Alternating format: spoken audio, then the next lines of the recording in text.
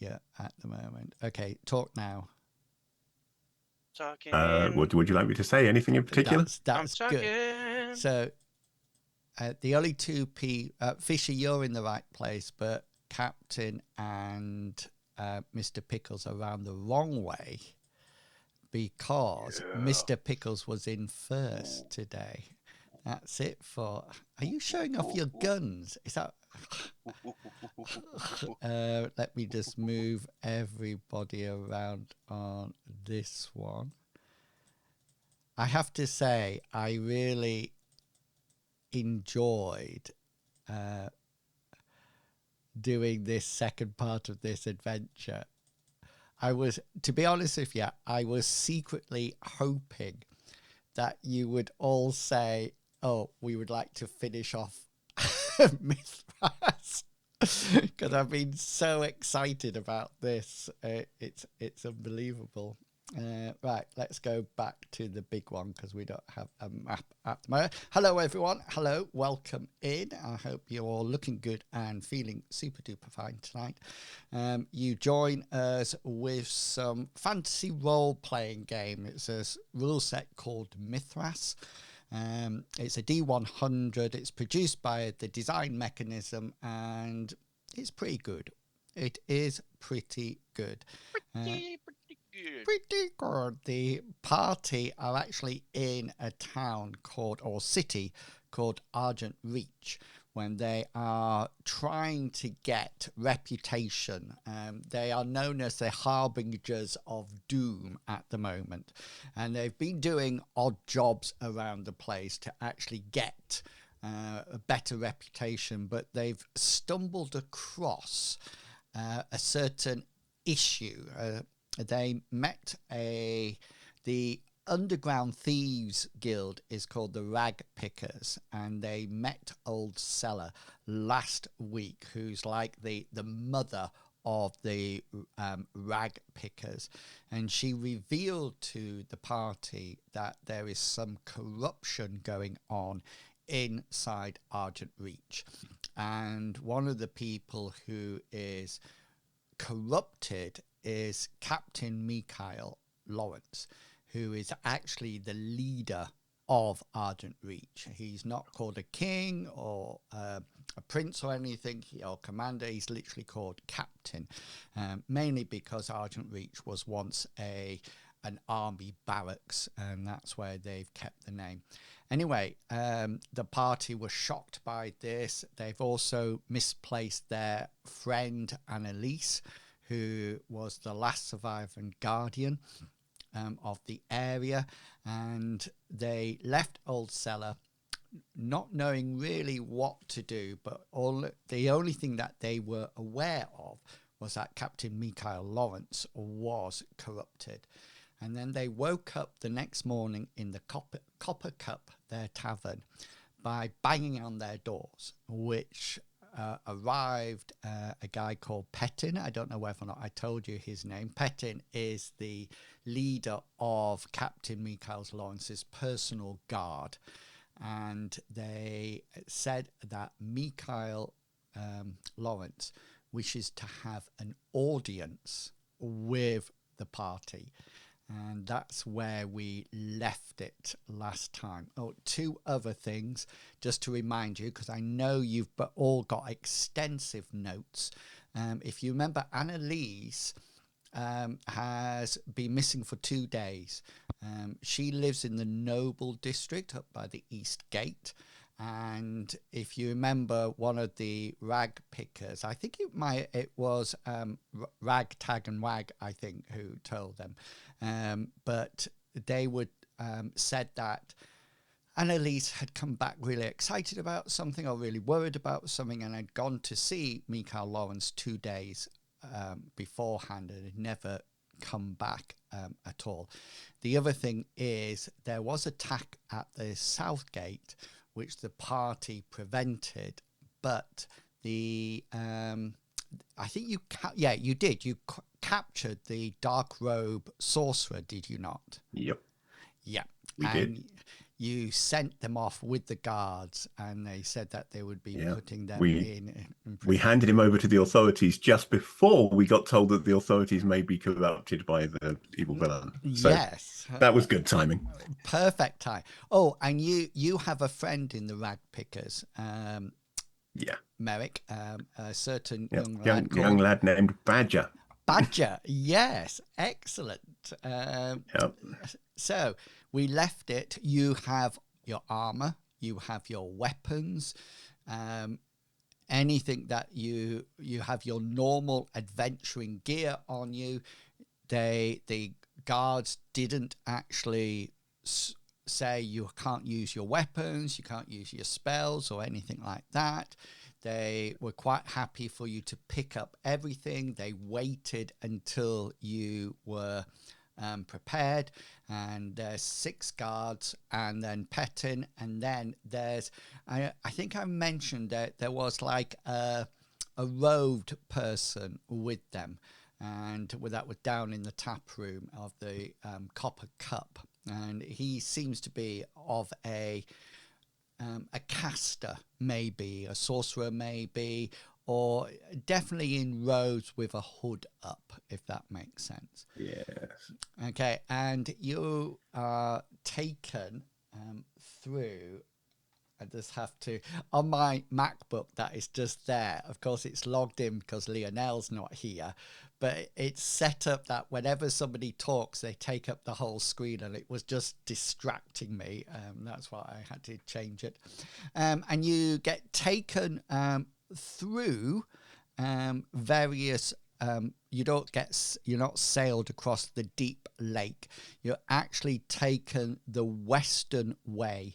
So you go through the farmlands, Craftsman's District, which, if you remember, you have a friend there.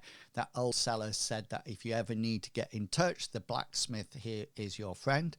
Through the Merchant's Quarter, and remember there's a certain merchant there called Tavin, who is a rather large, obnoxious person who is intent on having money. Past the Temple Quarter, which Bartleby is where your friend brother Caldus lives, I think. That's where his that's where his shrine was, at least, or his shop. I forget what it was called, actually. It has a name to it. The Amber. It was the Amber Shrine. Or Amber Temple, it might be.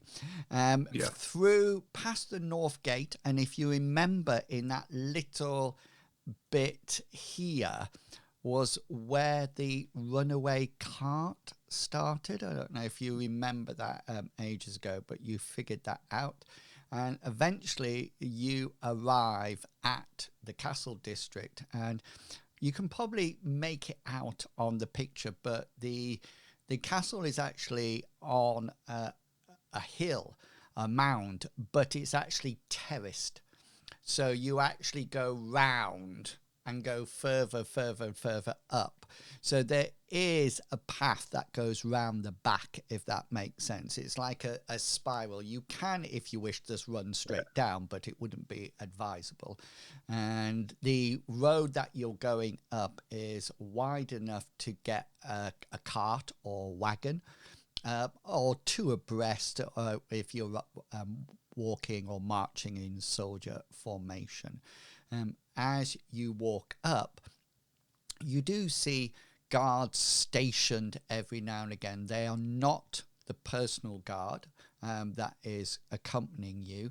These seem to be just the normal guards that you see every day in Argent Reach. There are Petins in front of you, and then there's 2 guards in front of you and 4 guards behind you, and the road person is even further behind you. You are under observation, but if there's anything that you would like to say at this moment or attempt to do, then now is the time to do it. Wise move. Do nothing. Throw a tantrum, start yelling at the police. Whatever you say nothing. Say nothing. You guys smell bacon? You guys Oh. want some burning bacon? Is that? I don't get that joke. Is that? Calling police pigs. Oh, right. Pigs have, Yeah, I get it now. Good grief, this font is so small I can hardly read it. Right, and then eventually you go round and round, and then you're brought into the castle. And you notice the first thing about as you enter the castle is that everything seems quite dull.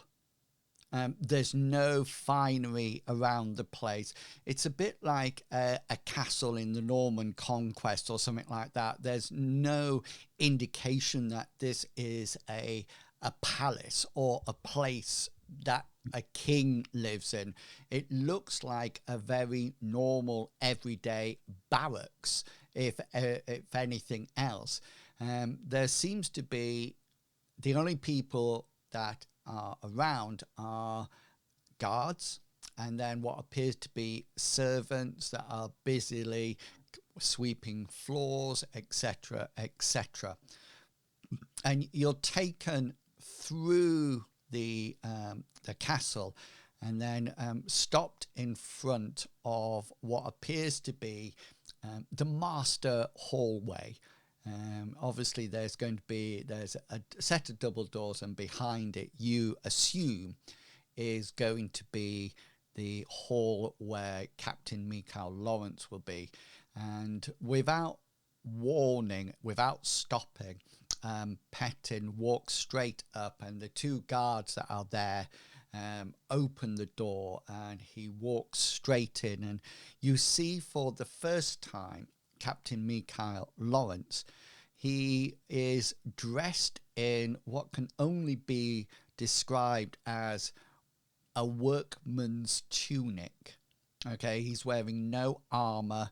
He does seem to have a small dagger on his belt, but he seems to be in working clothes. It's not what you would expect to see as a ruler of this area. And as soon as you come in, he seems to be talking to a servant or something like that, and who nods. And as he goes away, the Captain Mikhail taps him on his shoulder, and you hear him just say, well done, well done. And he goes off, and he comes straight up to you, and while he's doing his speech, he's quite happy to shake hands with you.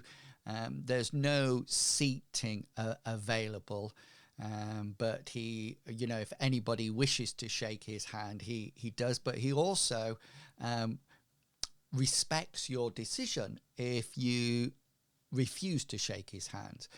There's no bowing or scraping, and he says, thank you for agreeing to meet with me. I'm not going to spend time on long and dull speeches welcoming you to Argent Reach, because you know, as I do, that there is something happening here that we all need to take action about. There is evil in the city, and I fear you have already been approached by it in its attempt to convince you to work for it. There's a moment of silence as you all think, what's going on here? And then he continues. Discordia, the evil, corrupt spirit that the guardians of the past vanquished, is back. Although she cannot take her full form yet, she has infiltrated the city and has started to seep into every crack of Argent Reach. Her darkness has returned to the place that she once called home, the tunnels beneath Argent Reach. It was there, hidden from the light, that she worked her evil magic, corrupting and spreading her lies and wicked ways, and it is there that she is seeking to re-establish herself. 2 days ago, the last guardian of the land came to seek my counsel. she had discovered that beneath our city, the so-called rag pickers were forming alliances with Discordia in exchange for information and the promise of power. Discordia has corrupted their leader, an old but keen woman referred to as Mother or Old Seller. Although Old Seller had no robust army, her army of urchins would be easy prey for the corruption. I told Annalise to wait until we could make contact with you and bring a stronger force into the tunnels to eradicate the evil. However, Annalise, in true Guardian fashion, ignored this and went alone. Maybe it was her pride or belief in her own ability that she ventured into the tunnels to confront this Old Seller and stop the advancement of Discordia by herself. Sadly, she has not been seen since. I apologize for this at our first meeting. I have no good news to give you. My men told me of the dark sorcerer that you managed to subdue and who was taken to the prison below this keep. He is still there, but he breathes no more. A long, thin needle was pushed into his neck, administering a large amount of unknown poison to his system. The only thing we know of this poison is that his death was painful, but quick. His cries brought the guards to the cell, but it was too late, and the only evidence of the killing was that one of the blocks in the wall low down to the floor had been pushed into the cell. We were not able to follow it due to its small size, but we believe it leads into the tunnels below Argent Reach. We know that you have been meeting with several of the leaders here in Argent Reach. We do not know which of them are corrupted or are working in alliance with Old Seller. We do, however, know that the evil is progressing. You have no reason to believe me, and I do not ask you to. I want you to investigate what you want and how you want, and make up your own minds about the corruption that threatens our city. My head of my personal guard, Petin, is at your service, and we have some leads that you might be able to investigate. The captain, that robed person then comes up and taps the captain on the shoulder and whispers something into his ear. And the captain says, "This is my main advisor, Sidel. I have another meeting to attend. Petin, please support our guests as much as you can and tell them of the areas I would like them to investigate, if they would be kind enough to help us. I bid you farewell and hope we meet again on those more prosperous times." And he nods and turns round and with Sidel heads out of the room. There seems to be what could be classed as a throne at the far end on a simple dais, but it doesn't look like it's been used for a number of years. There's even buckets that the servants are using to wash the floor on the dais. It doesn't look like it's honoured or anything. Anyway, to the right, there is a door that Captain Mikhail Lawrence and Sidel go through. And you are left with Petin, who, like he's mentioned, is the head of the personal guard. He turns to you and says, I am sure that you will have much to discuss, and I will wait outside. I do not want to influence or be here with the presence to hinder your discussion. Please either come outside or shout if you need me. And he almost like does a flourished bow and then turns as his cape whirls round, and he goes and Well, outside the double door. ain't that a turn up I for the turn books? to Bartleby and the others, and I look at and was like, you think the captain and the old like lady in the sewers, they used to bone, right? This is like a Is that a rude lovers. word? Wow, that does seem like a perfect theory. Yeah, I know. I don't know. It feels like this is kind I of don't like think like it an has any ex's real situation. relevance to what's going on, though. But yeah, you could be right, I suppose. Yeah, I just saying, okay. yeah. So I think if we're this in a is triangle true, kind of thing. if it's true that Old Seller was trying to play us, the I'm not a fan of going into the tunnels to murder children. Again, Like I if it's think bandits, that's one thing, but they want us to go down into the tunnels and just start slaughtering children with them. I think somebody's trying to play us, but the question is who.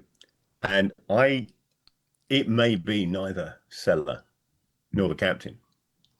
If Discordia is living up to her name, her agents could be trying to misinformation. cause gaps between each of the factions. A united city can resist her far better than one that is at war with itself.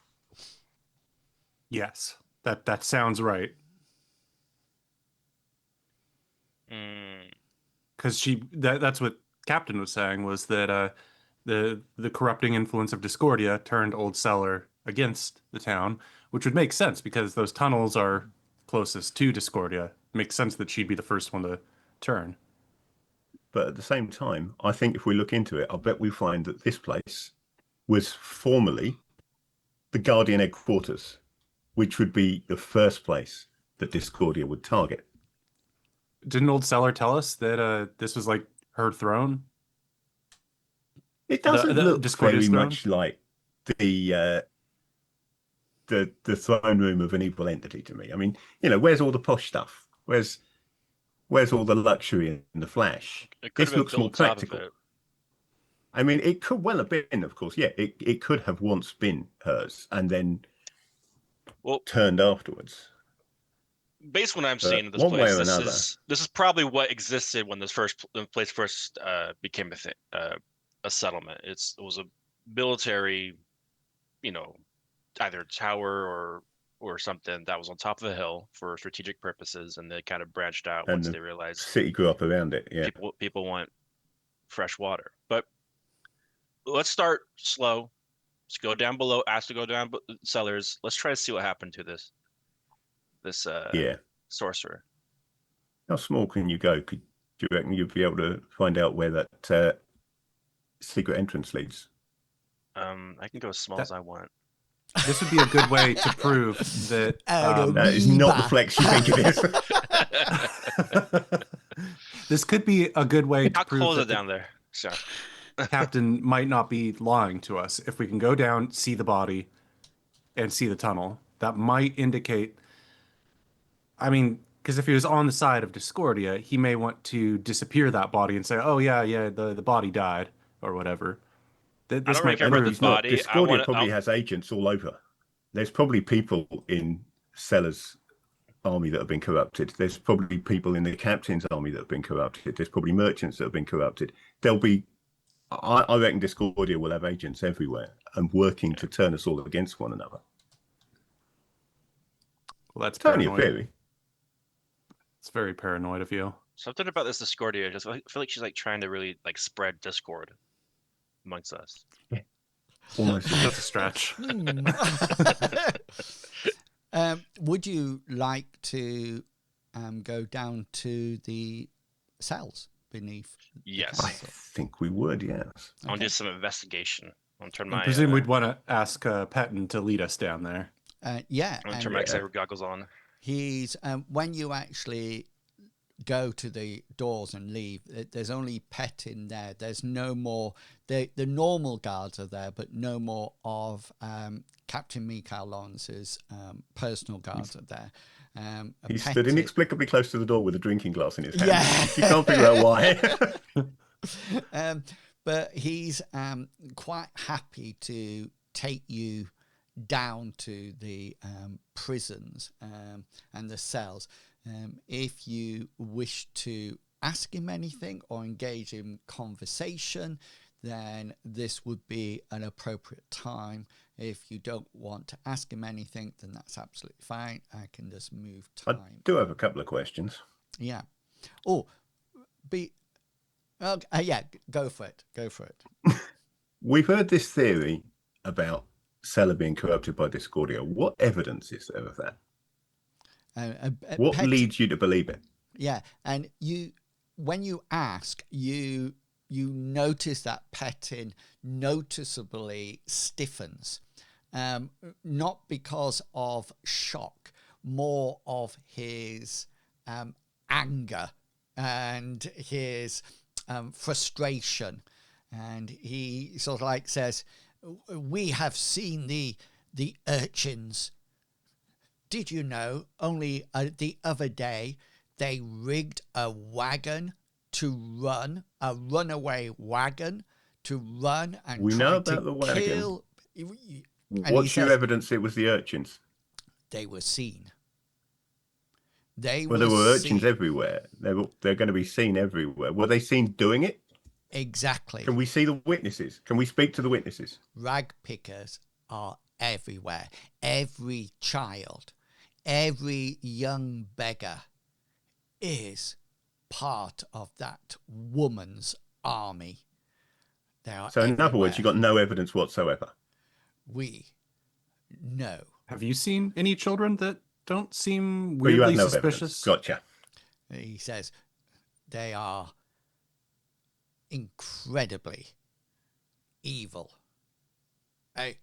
Let's face it, and he's saying this as he's leading you down. Who would recruit a whole load of children to be their personal army? What morals does that old woman have? Well, What I bloody value? would for starters. Sir, 2 questions. Why is there so many children who don't have parents? Why is there so many orphans here? And 2, why is you taking care of the orphans? Just saying. And he says, I feel like we're projecting a little bit on Petin here, guys. and Petin just seems to get more and more worked up the more you talk about it. And he says, those urchins come from somewhere.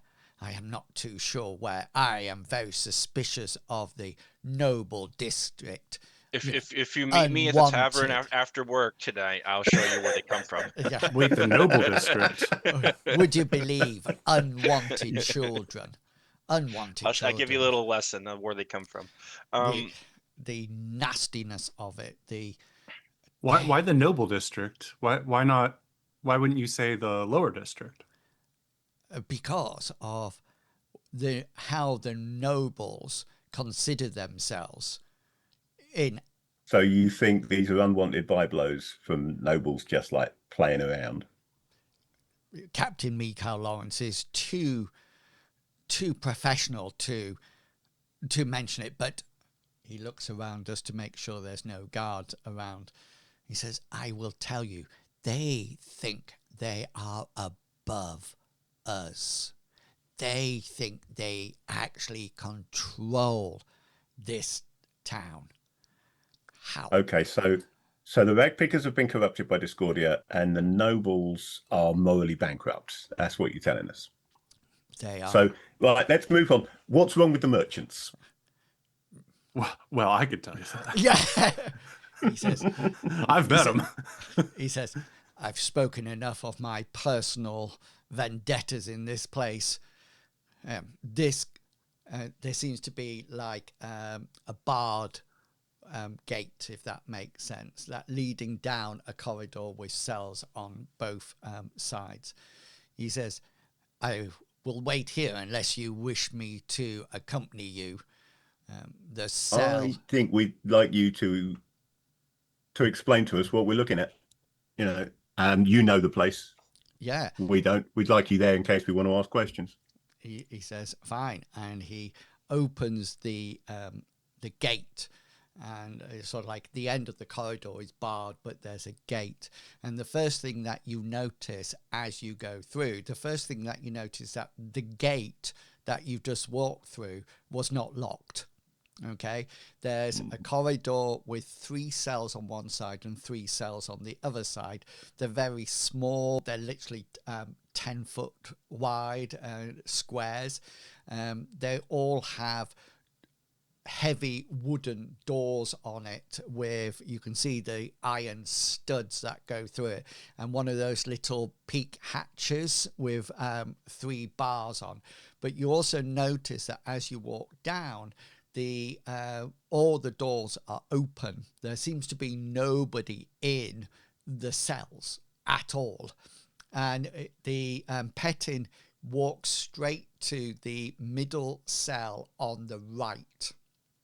And you actually notice that as you go closer and closer, you get that faint whiff of decay, or bodies that have fouled themselves. And he comes across and he unlocks that door. So that door was locked. It's the only one.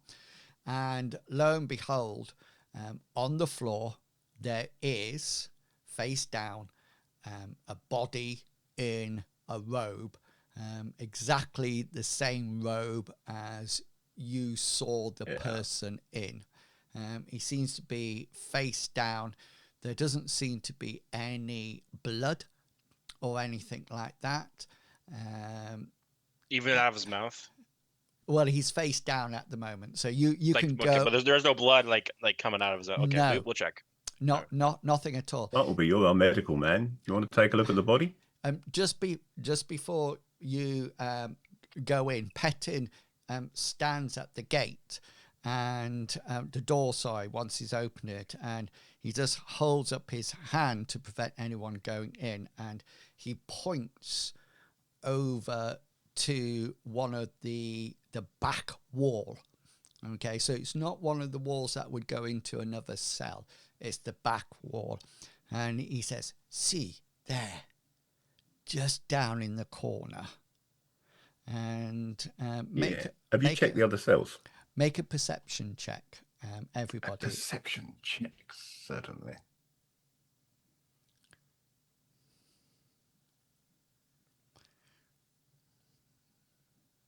Merrick doesn't see anything for toffee unless he wants to use a luck.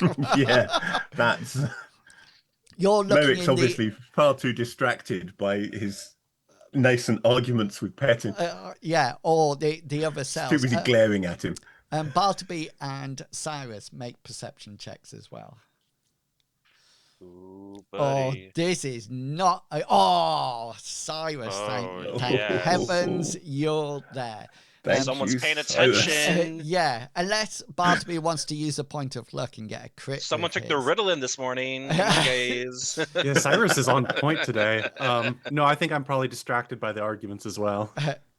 You follow Petin's finger across, and you do see that there's the bottom block.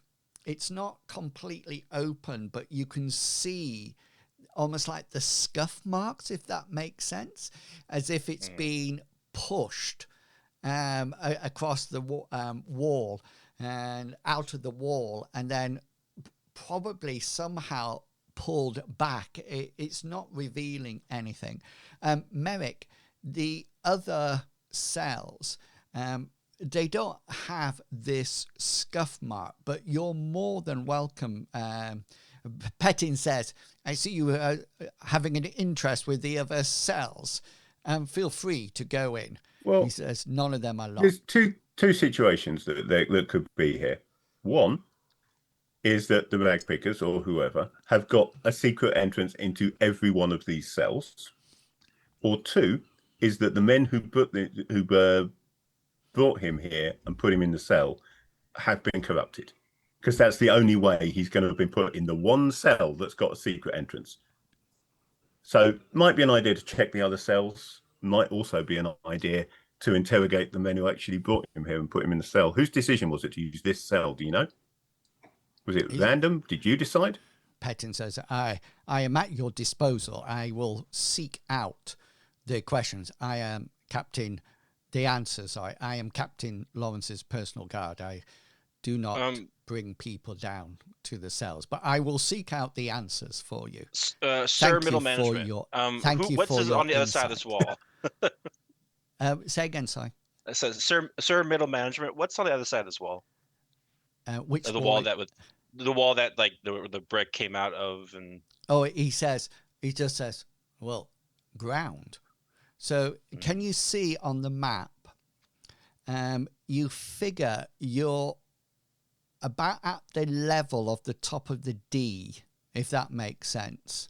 Mm-hmm. Right. So you figured that the if there was a tunnel here, it would either go, if it went straight, it would come straight out of the side of the mound, but there is plenty of room for it to go out and down, or even straight down. Okay. Petin says, I will go off now and find the answers to your questions. He looks at you, Merrick. He doesn't know what you're called or anything, so he doesn't address you by name, but he sort of like gives you a nod, and he turns, and there's a flourish of cloak as he swirl of the cloak, and off he goes in a huff. I mean, to get the things done. Yeah. He has headed off. You, all three of you, are now alone in the cell area. Well, he's a charming fellow, isn't he? I mean, I think we could have been a little softer with our questions. I mean, I feel we put him on the defensive pretty hard there, and like, I know he started on the defensive before we even said a word. But it doesn't necessarily mean he's guilty of anything. He said he hated children. Come on. Well, children suck, but come on. You don't hate all children. Some of them are great cupbearers. I mean, all of the children. He's a bigot. That doesn't necessarily mean he's a villain. So, I mean, you can distrust the children and still, I feel we could have approached a little bit more gracefully. Like, I want to know how he relates to the noble district now. We need more details. Obviously, he's not impressed with the nobles. I'm wondering how many people there are in this city that he does like. I'm guessing anybody who isn't in a uniform is not his cup of tea. Well, that's where I was wondering, how does he relate to these special guards that came to get us versus the regular guards? Who does he find himself more like? He's the head of he said he was the head of the personal guard, so that's the ones who came and got us. Right. But so, I suppose, we don't know how he could be more distrustful. He has with the normal guards, do we? Maybe he thinks of himself as being a bit special because he's the head of the personal guard. So we should ask some of the other guards, ask around a bit, find out what they think of him. Or maybe he resents these special guards because they come from the nobles only. Well, I don't think they do they? I mean, he can't really resent them if he's in charge of them, surely. We don't know. But fair enough. We're here now. Let's at least figure out what we can. Yeah, I'm going to get closer to the loose brick and see if I can pull it out a bit. Okay. Yeah, we need to look at that, and we need to look at the body. So Cyrus, you're going over to the block. Who's going over to the body? Because we can then just jump one person to the other as we go over. Merrick will join Cyrus. That's more his area of expertise than dead bodies. All he really knows about dead bodies is that that's what you get when he sticks his sword in someone. Yeah. So is you can stack them. You can do a lot of stuff. I've got a plan for the body. Like Tetris. I didn't like the sound of that, Balterby. I have a plan for the body. Yeah, there's nothing wrong with what I'm going to do. It's not illegal in this town. First thing you do is look up the bylaws, see what they can do with bodies. Yeah, it's a bit worrying that he's already checked the law. It's not illegal. No one said he can't do this. Merrick Might be and immoral, but it's not illegal. Merrick and Cyrus. It does look like the bottom block has been pushed from the other side of the wall in, Yeah. but you also look. It looks like it's being dragged back. You can both roll your brawn roll if you would like to move it. You have a bigger brawn roll, I assume, than me. Probably. I wouldn't bet on it. I've got 48 brawn. It's not great. 41. Yeah. Look at you. Mr. Planet Fitness over here. I'm gonna. Well, that is not going to get anyone. I can't seem to get a grip on it. It's, Cyrus says, just move to one side, and just puts one little because he's finger. lower to the ground, he can get a better angle of attack. He has a lower center of gravity. Yeah. I'm Yeah, gonna that's what shock does it. put it across the room. No. So, Cyrus, you managed to get your fingers round the edge of it and pull it. And there's two things that you notice straight away. Just to let you know, the brawn check was easy because the block is hollow. It's a lot lighter than you initially think. And there's something else that's a bit strange as well. On the other side, there has been hammered into it 2 leather straps. Okay, which It makes means sense. people can grab it and But, pull yeah. at it. You also notice, Cyrus, just roll an insight for me, please. Uh-oh. This is gonna be tough. You notice that the tunnel is literally. I hate to lead you astray or anything like that, but Is it child size? You figure whatever the person or child would have to almost like commander crawl to get through it. You figure a man or woman could, but it would be very tight. They wouldn't be able to have any weapons on or anything like that. The oblong shaft is just not big enough. You do notice that as you look through, it goes straight, and you notice that it doesn't go out of the hill. You can see that it goes straight and then it goes vertically down. From where you are, you can see it, and the flame light from the cellar, from the cell, sort of like lights it up. Balterby, you're over at the body. Yeah. The first thing I want to confirm, using my staff to move the body, is, does it look like the guy that we brought in? Yes. Heck yeah. Good stuff. Then I want to try and confirm and learn as much as I can that he indeed died the way they said, like looking for a needle prick, I guess, which is probably hard, but still. And see if my knowledge of poison might be able to help beat the experts. Okay, then. So first things first, let's do a healing check to see whether or not you can decipher the cause of death, etc. Brain power. 16 of 65. Okay, so the first thing that you notice is that Okay, guys. That was rude, so I didn't say it out loud. No, you guys are starting to seem like what you accuse him on of. the stream. Well, yeah, but I didn't It's say it. Twitch. People are not reading, okay? So the first thing that you notice is that the body, it looks like almost like premature rigors mortis has set in. You think it was probably the outcome of the poison that has caused all the joints and the body to sort of like adopt a very rigid posture. The other thing that you do notice is that there's what appears to be the remnants of foam or saliva that has congealed round either side of the man's mouth.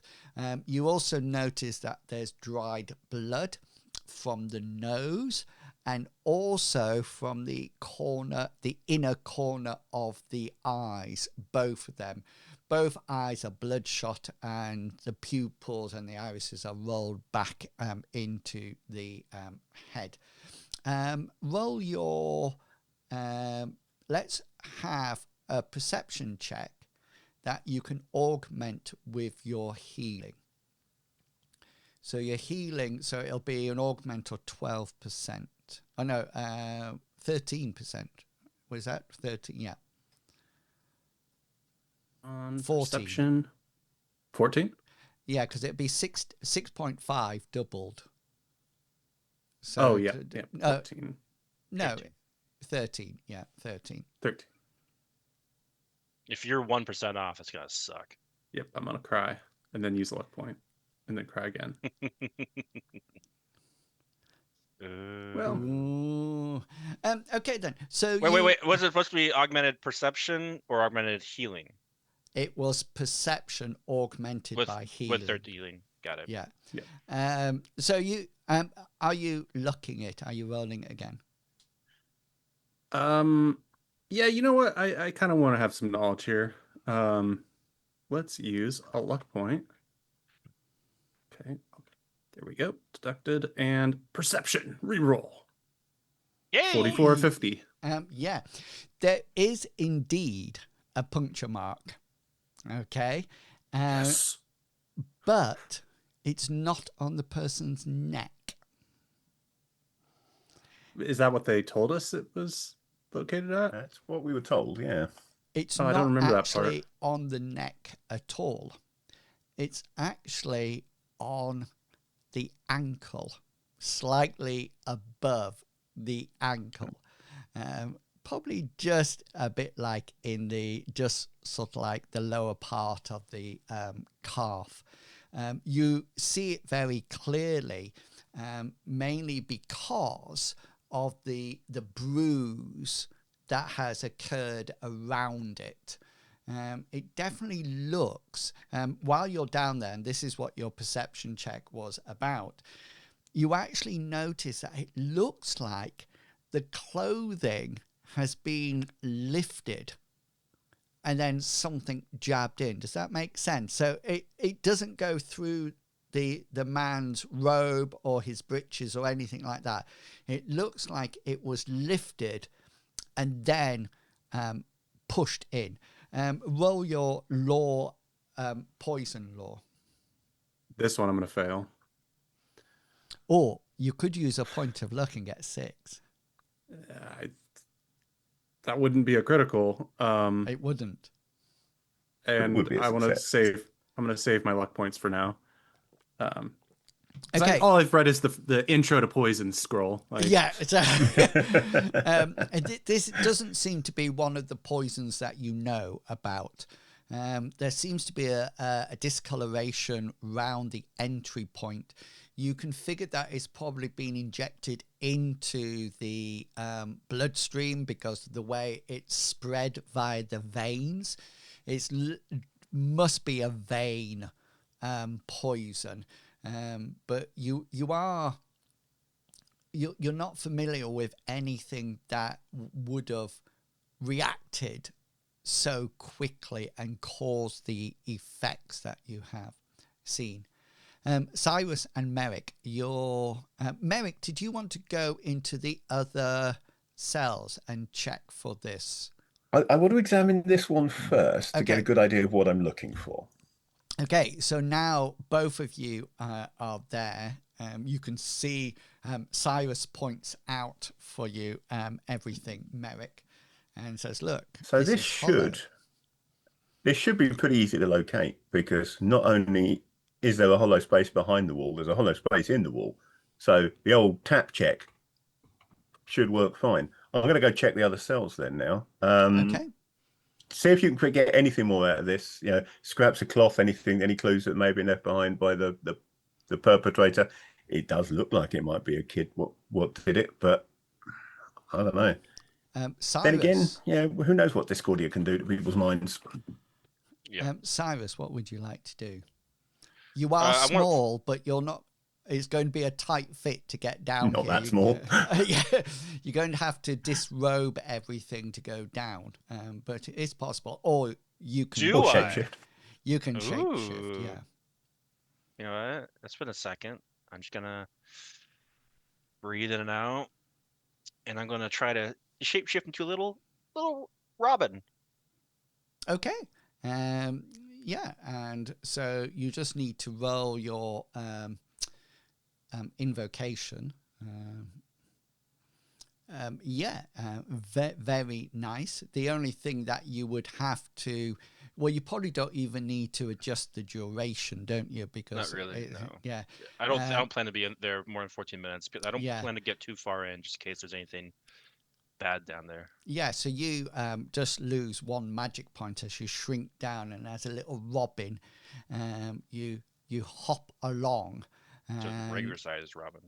Yeah, and you get to the end, and you notice in your little robin mind, in your robin eyes, maybe a little burying owl would have been a better choice at this. Well, I don't know if an owl was big enough to fit through the hole.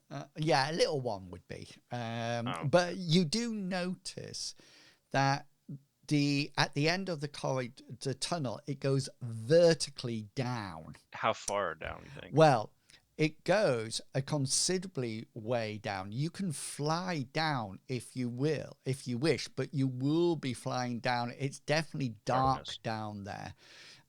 But just before you plummet down and make a dive, there's two things that you notice. On either side of the tunnel going down,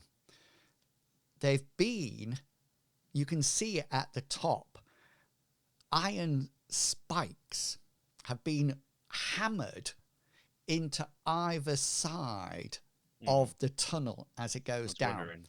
So Yeah. it doesn't take, you're a brainy sort of person. Your insight roll, well, no, not your insight roll, because it's not that good, I don't think. But, you can figure out that this is hand and foot holes to come up.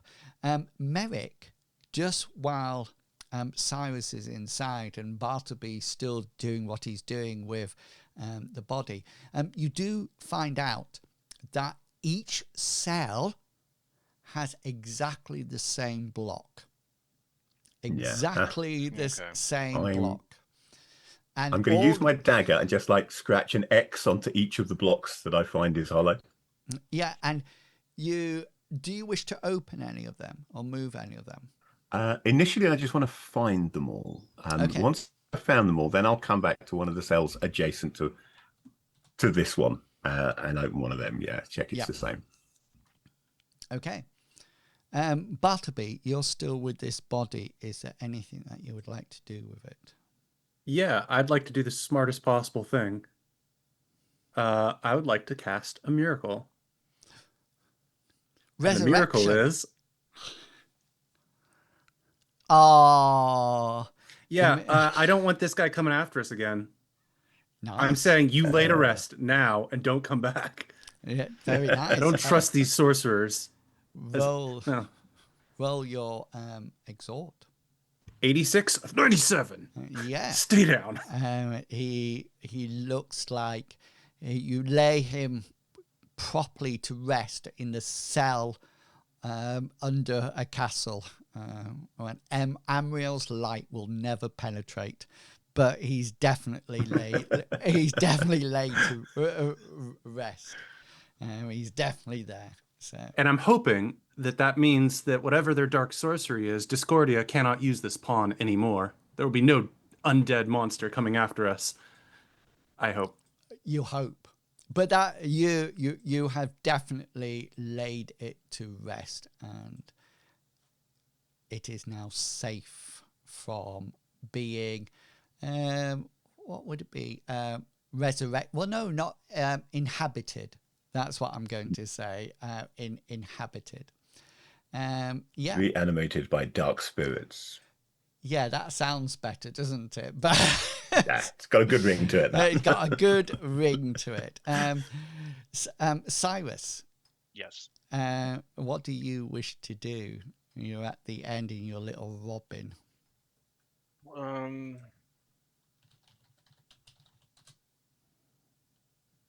Screw it. I'm just going to continue a little further.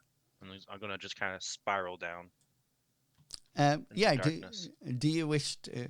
Yeah. So, how far down would you like to fly? If it's more than like say 50 feet, then I'm going to probably give up and come back up. Okay. So, I'm feeling generous tonight, Cyrus, and I'm going to say that you notice that the tunnel probably goes down, and then there's a horizontal tunnel. And what you notice as you fly down and the tunnel further down, it's not dug out of earth. It's the brick covered tunnel. Can you remember when you went down to see old cellar? So this is most definitely gone into the tunnels. Okay. Just making sure. Yeah, 100%. That doesn't necessarily mean it's kids, but the evidence does kind of portray itself to be them. All right, I'm gonna fly back up, and then go back through the hole. Yeah, nice. And then turn back to my beautiful self. Yeah, you all of a sudden get a bit of a shock, Bartleby, as you think that was a little robin on your shoulder, but it turns out that it's not. It was Cyrus. Well, then get off my shoulder. Heavier and your shoulder collapses. Yeah, sorry, I didn't mean to do that on your shoulder. You can just wipe it off. But let's see if we. I don't know. It goes all the way down to the cellar, essentially. So, the brick up cellar. So, could be the kids that did it. I don't know. Before we go any further, Merrick, what would you like to do? Because you've marked all these now. I'm trying to figure out whether there's any way I can open one of these from this side, because you'd need to get a grip on it somehow, and I don't really see how you could. I will point out to the others that there is. Are they in the same place in each cell, or are they in different places? They're roughly. They'll all be in the back wall, obviously. Yeah, on the back wall, down in the. As you looked to it, it's down on the left-hand side. Yeah. Well, there is indeed one of these entrances, one of these little holes in each of these cells. Did you find anything in the hole, Cyrus? So goes back a little bit. Then there's a direct drop of, pretty long drop, vertical, and this metal spikes built, essentially pounded into the wall, so they're easily climbed. Like a ladder. Yeah. Like a ladder. So it doesn't connect to the cells next door. They must all go down independently. Yeah. Yeah. Interesting. So here, if we were to perceive it's, old cellars, this bad spirit person who used to live on this hill. It's a convincing argument that they're behind it, but Why do these exist? Because these can't be new. No, and if the guards don't know about them, then whoever was here before probably would know about them. Yeah. So they've got to be older than the Rag Pickers Guild. If this place was supposedly Yeah, but Discordia's and the tunnels were supposedly Discordia's, was Discordia always using children? no, but it's a way of using them, I Or guess. Like maybe if those darkling if things come in a Discordia is little Old version. Cellar, Discordia's gonna know about these tunnels. Oh yeah, yeah, absolutely. I mean, Discordia is going to know about these tunnels, whomever they're working through. Just seems odd that they should be so conveniently set up to be useful to an army of urchins. Yeah. Very convenient.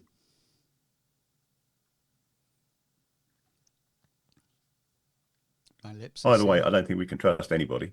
Yeah. I mean, Maybe they're all Discordia. I don't know. Bartleby says, surely Ilse Rook is. No, he doesn't like me. I've had lunch with him, for crying out loud. Of the groups I trust the most would be Brother Caldas and the Amber Shrine, simply because they don't seem like as valuable of a pawn for Discordia. They just maintain shrines. Although he is an animist. Yeah, and he might have the most resistance with the ability to use Spirit Shield. But Ilsen Rook looks like he could either be covering for them or ignorant, because he said his warehouses weren't being robbed when they were. It's difficult to say. I guess really we need to take the leads that And there's Cyrus's captain had girlfriend suggested. as well. Is she really your Mara girlfriend? Vale. Because that was just one meet cute you did. Like, he was. That's all He it was a bit takes for dodgy, Cyrus. Yeah, sometimes he's looking these beautiful crimson eyes, and As he they're looks just- up to the they're lady. smitten for life. okay. Well, the captain said that Patton would have some places to investigate further. I think we need more clues. We've at least confirmed what we can in here, in this prison jail area. Okay. Let's go see if he's ready for us. So you come across some guards and you do the sensible thing and ask, where Petin is. And one of the guards signals to one of the servants and they rush off, and Petin meets you in sort of like the courtyard. So inside the main gate of this top area, but not in the actual castle itself. And he comes out in his normal flamboyant way with billowing cloak, and he sort of like sees you all there, and he sort of like says, I trust your investigations were fruitful. Indeed, they were. I didn't see any fruit, but that's fine. We got everything that we were wanting to confirm or find, at least there. I am glad. How can I be assistance of you? Captain had said that there were some locations or points of interest that he wanted you to point us to investigate and come to our own conclusions. Yes. At this point, I would like to point out that these are Mikhail's directions. They are not my own thoughts. I have my own thoughts, which I think between us, it is best that I keep these to myself. I do not wish to be in danger of being judged.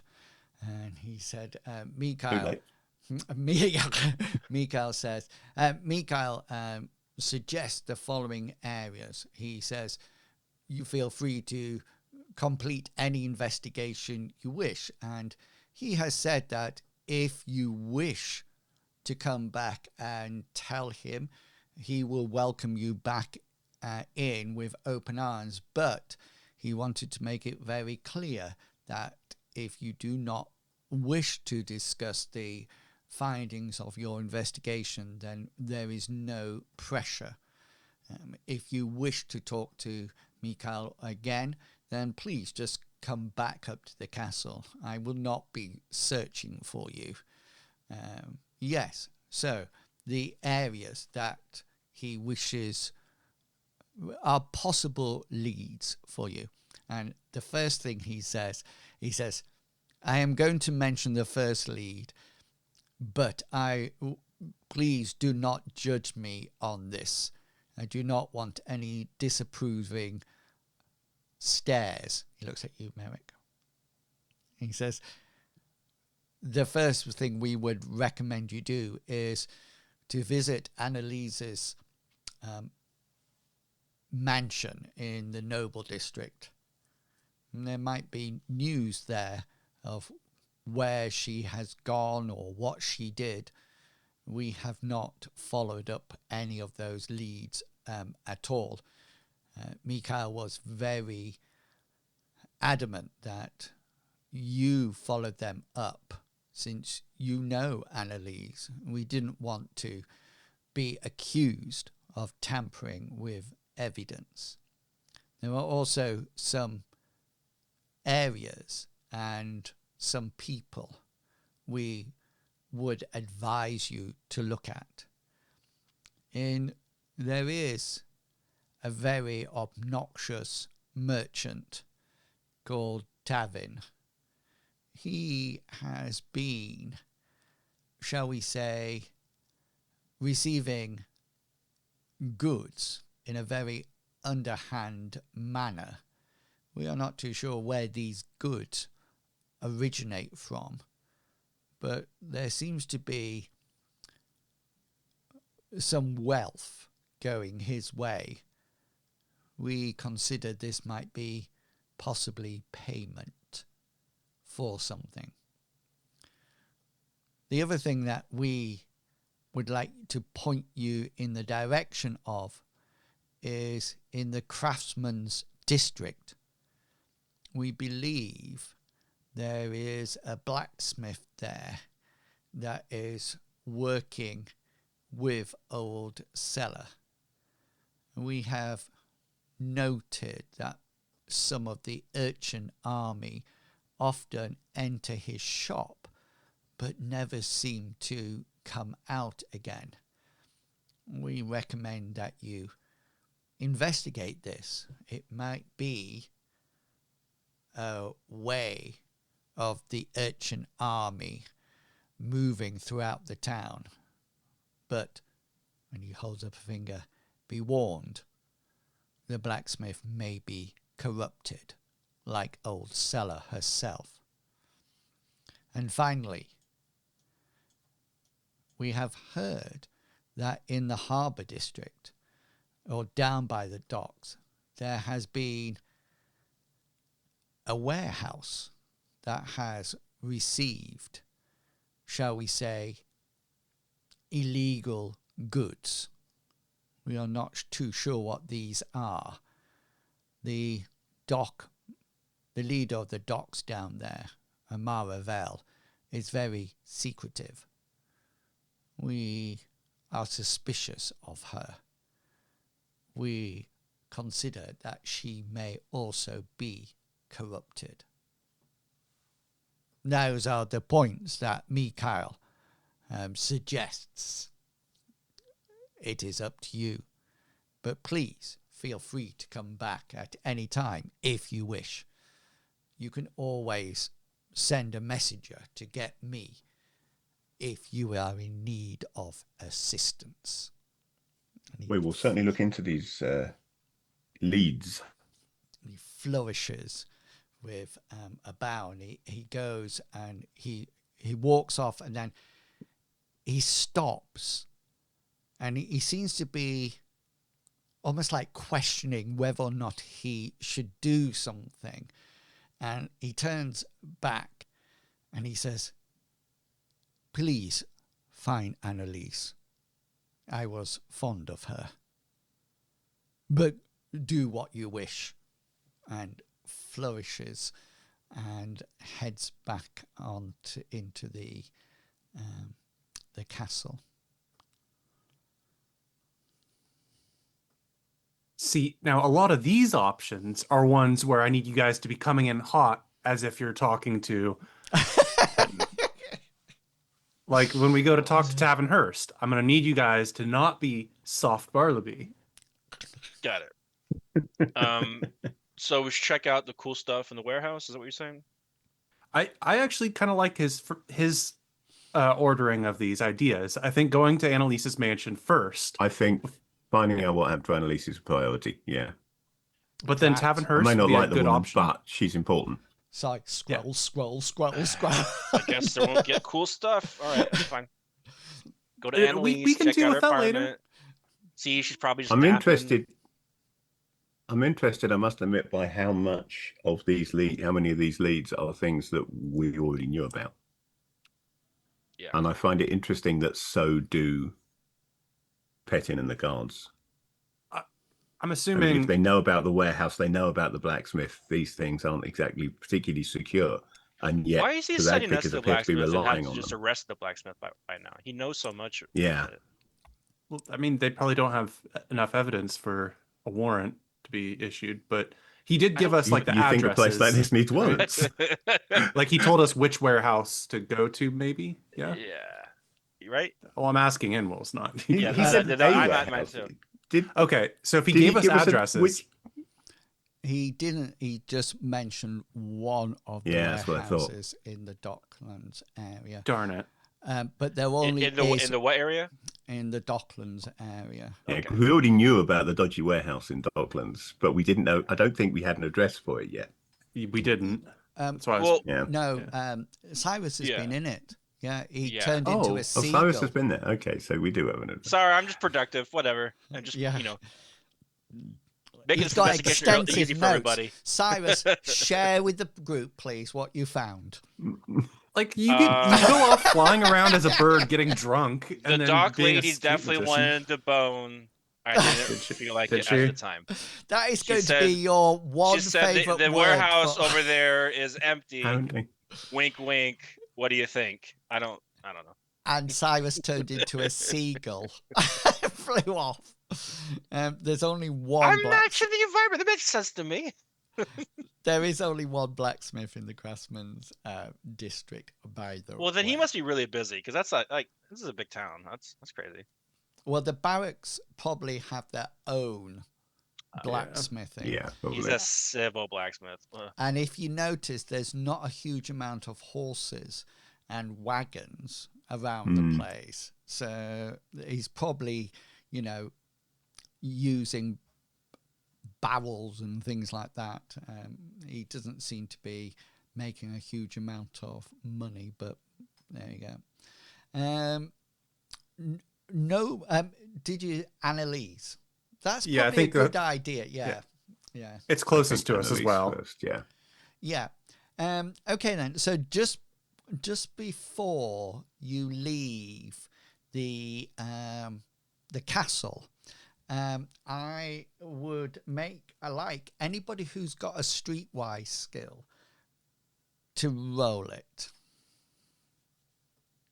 It would life. be my pleasure. No. Oh, for God's sake. Are we looking anything? We are bleeding tempted. Street entertainer is not street fights. Not the same thing. Everybody's yeah, I am looking gonna- away. I am gonna Cyrus is juggling. That's distracting me. You guys see any warehouses around here? I am gonna luck I guess that's why they mine. call it warehouse. Where are they? They only turn into a house on the full moon. Are you go? Oh, don't forget there's a solar eclipse on the 12th of August. Yes. Yeah, Yeah. maybe you Yeah, this is that there are always the sky is always full of strange activity around this time of year. I think it's because it's when Druttercup's birthday is on the 11th. So the skies fall around her birthday every year. It's very suspicious. Merrick, are you looking to get an 18? I am lucking this, yes. Very nice. Okay, and this is probably the most appropriate person to notice this, because you notice that you're being watched. Okay, and you noticed this as you came out, and quickly thinking back, you noticed this when you arrived as well. There is, over dealing with horses in a stable, there is a young lad. He's probably young enough to be in the urchant army, but he has the outfit of a squire on, and he seems to be absently grooming horses or rubbing leather straps or something like that. But you notice your streetwise skill and your knowledge of thievery, he's just not quick enough to look away. If that makes sense. Yeah, it does and indeed. You don't look that way, guys. But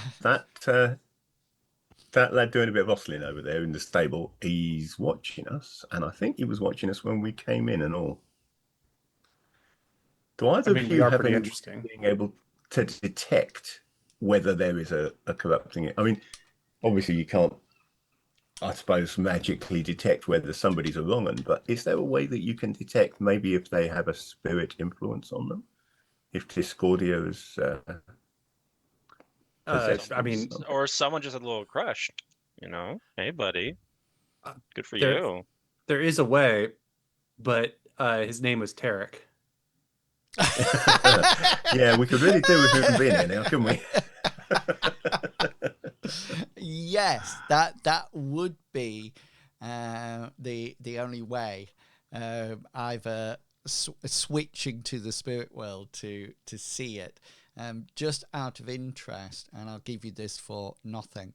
The only way to remove, if somebody is possessed by a spirit, then the only way to get rid of that is via, I think, theists have exorcism.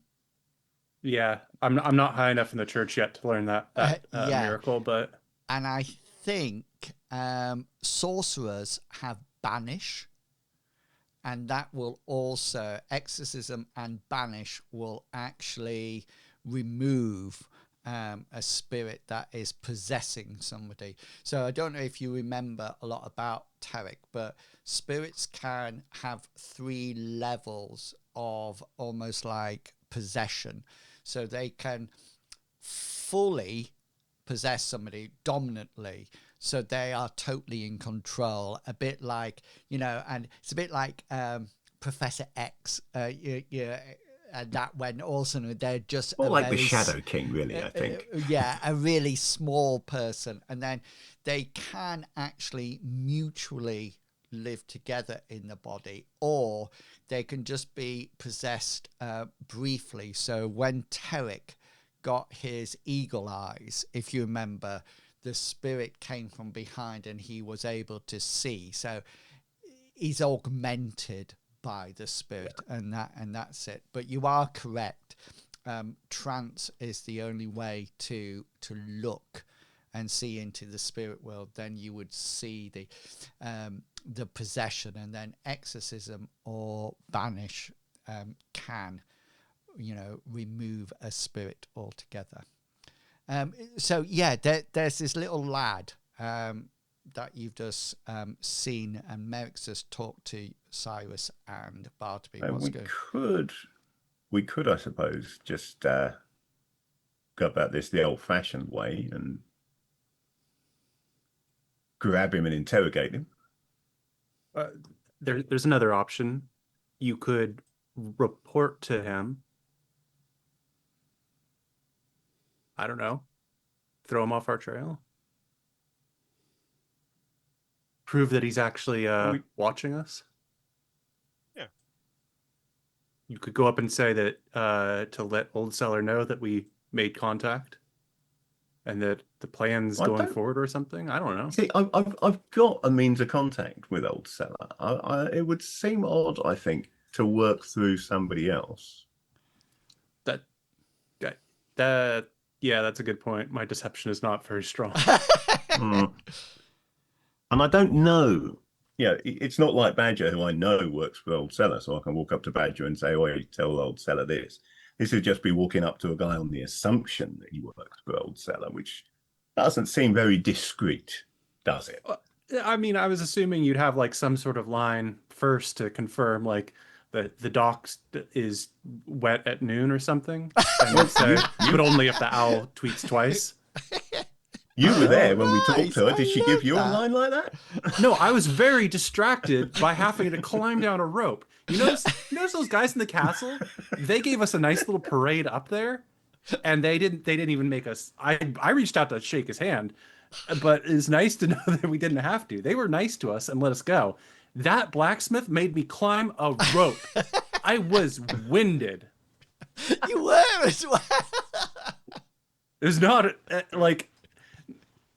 I guess we're all projecting a little bit. Also, It's also, the the blacksmith's blacksmith fault didn't- that didn't you're give us unfit. any like oh, we're going to be helping you since you're helping us. Here's a discount on our products, kind of thing. There's nothing like that. It's Well, nobody's giving us a discount, but at least Pettin did give us some places to go. Old Seller was just like, go kill the king. It's like, well, he's not a king, he's a Yeah. captain. Exactly. all That right, said, let's go Old to- Seller did give us food, and can't say that we got any Right. food at the castle. That's true. That That's is true. Okay, before we go for our break, Well, look, let's Merrick- just yeah. memorize what this kid looks like. All right. If we see him watching us again in another place, then we'll know. I've Yeah. already forgotten his face. You make a mental note of it, Merrick, and in preparation to see him again. So after the break, we will head over to the Noble District, and Pettin will inform you of Annalise's address, which house is her house. He does seem quite besotted with her, but more. Well, she's a humorless one as well, so Yeah, no, that makes sense. He would love her. More about that after the break. We will be back about 1:45. So please go off, rest, recuperate, get some heavy liquor in you and snacks, and we'll be back in about 15 minutes. See you real soon. We chug what? All right. Yeah. I think Ingalls is promoting Cyrus's problems. I am, and I need to. Get him before he comes back, can't we?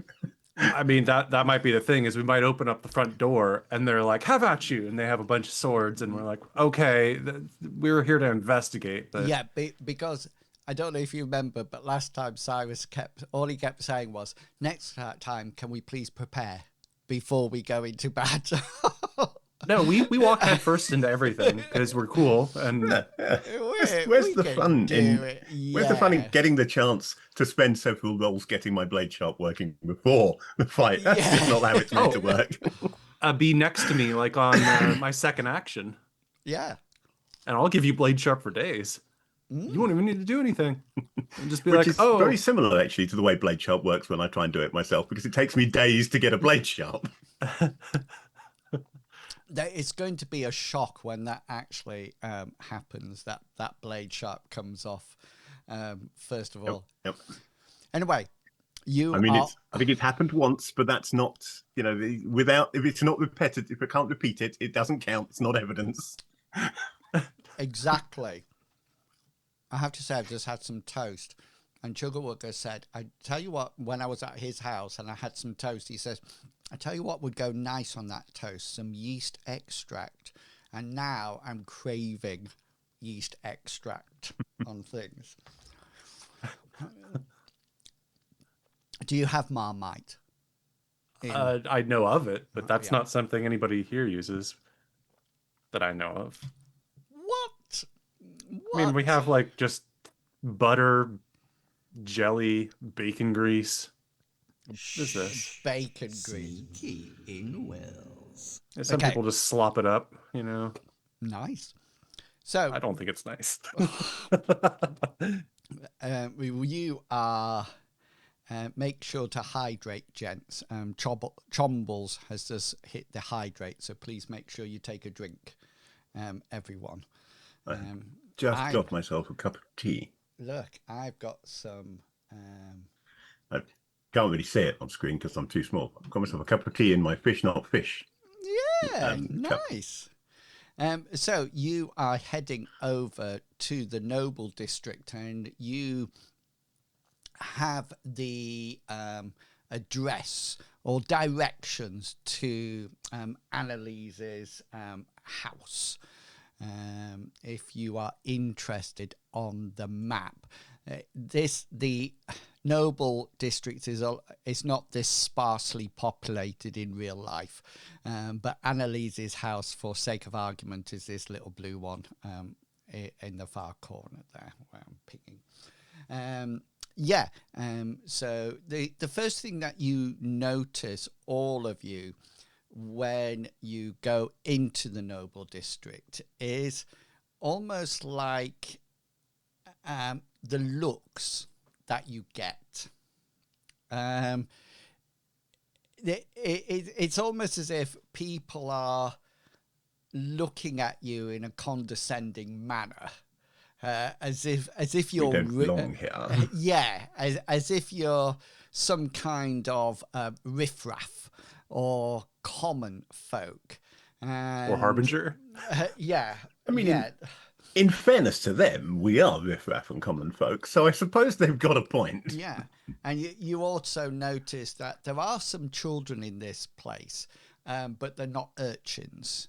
And when they see you, their parents sort of like shield their eyes or quickly take them indoors and things like that.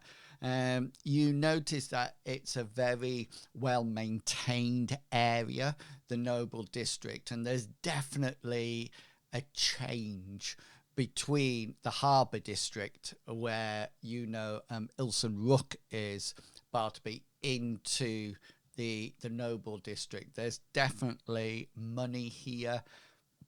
There's definitely nobility here, and there's that hoity upper classness that you notice quite readily as you walk around. As far as we can tell, and we may not be able to tell at all, is this traditional nobility? Because they don't have like a feudal lord or anything here. So is this like British nobility, that it's a hangover and it doesn't really mean anything except that they've got money now? Or is this the nouveau riche become nobility? They seem to be, if I say they seem to be one step up from the merchants. So it's obviously money that has made them noble.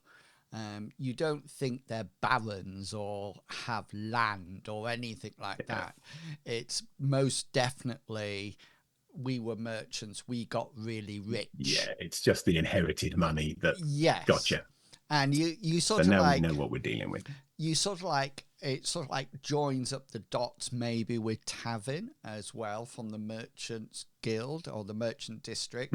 If he's looking to become a noble, then there would have to be some expression of coinage, and to show how rich he actually is. You do notice that before you see Annalise's house, and the first thing that you notice is that everything is shut. The door's shut. The windows have got their shutters closed. It almost like looks as if there's nobody living there at all. There's nobody going in and out of it or anything like that. It's 2 stories high. You figure it might even have a cellar or basement as well. Most of these houses, some of them have those doors to to put the coal down or something like that. But yeah, there seems to be no movement round the house at all. Yeah, this is interesting, fellas, because Annalise did not particularly invoke the impression that she had a lot of money. That's true. But she did have a lot of knowledge, and sometimes knowledge is money. Yeah, I mean, she was part of the Guardians who were once upon a time were the big deal. So what do we think that this is? Maybe the not only the last Guardian remaining, but also the only one who still has one of these big important houses, with all the rest of them having fallen to, upstarts with cash. She could be the only true noble left in this town. That's assuming she's still around, in which case she could have been the last of the true nobles in this town. Yeah, so her house is there before you. And we may as well... You know what else? What's that? If she really is gone... You're thinking about taking... Merrick is planning on moving in. It's a nice place, isn't it? Well, Merrick, you have to think about paying the property taxes. I mean, we have to have an income that would support this. We're the paying HOA at the moment. This has got to be cheaper than living in an inn, isn't it? I don't know. The HOA alone. I'm confident we're on like a tariff system here, right? Because I don't think there's any like property taxes, because tariffs are a good way to go. It's the most beautiful way. Who would the property taxes be paid to anyway? Because the whole place, Captain. there's no real government here, is there? You've got the captain; he's in charge of the military side of things. Correct. And then you've got people like Tappin's in charge of the merchants, and who else have we got? Novel in charge of the docks, but there's no single government that is in charge anymore. The captain doesn't tell them what to do. Correct. So It's just how's he charging property taxes? I don't think he has the right to. Maybe they're not. Anyway, we should find out what happens to Annalise. it's a stratocracy. That's what it is. Let's just not get our Military hopes up. dictatorship. Let's That's maybe all. knock at the door and see our way Please in tell to do me, some detective work. Bartleby, you're doing the talking. This is a house who might have, I mean, Annalise has been missing for certain days. I mean, Merrick, weren't you like a knight or something in the city you were from before you traveled? That was a duelist, mate. Duelist, different thing. Yeah. Oh, He right. was definitely not a knight. A noble duelist. Okay, so you would know some of their customs. Yeah, I know courtesy? I know how to talk to the posh folk where I come from. They're a bit different here, but I can give it a go. And I mean, I'm a priest from a religion of austerity and healing, and so I'll do my best. I'm the local pretty boy, so Yeah, Cyrus, you can stay in the back.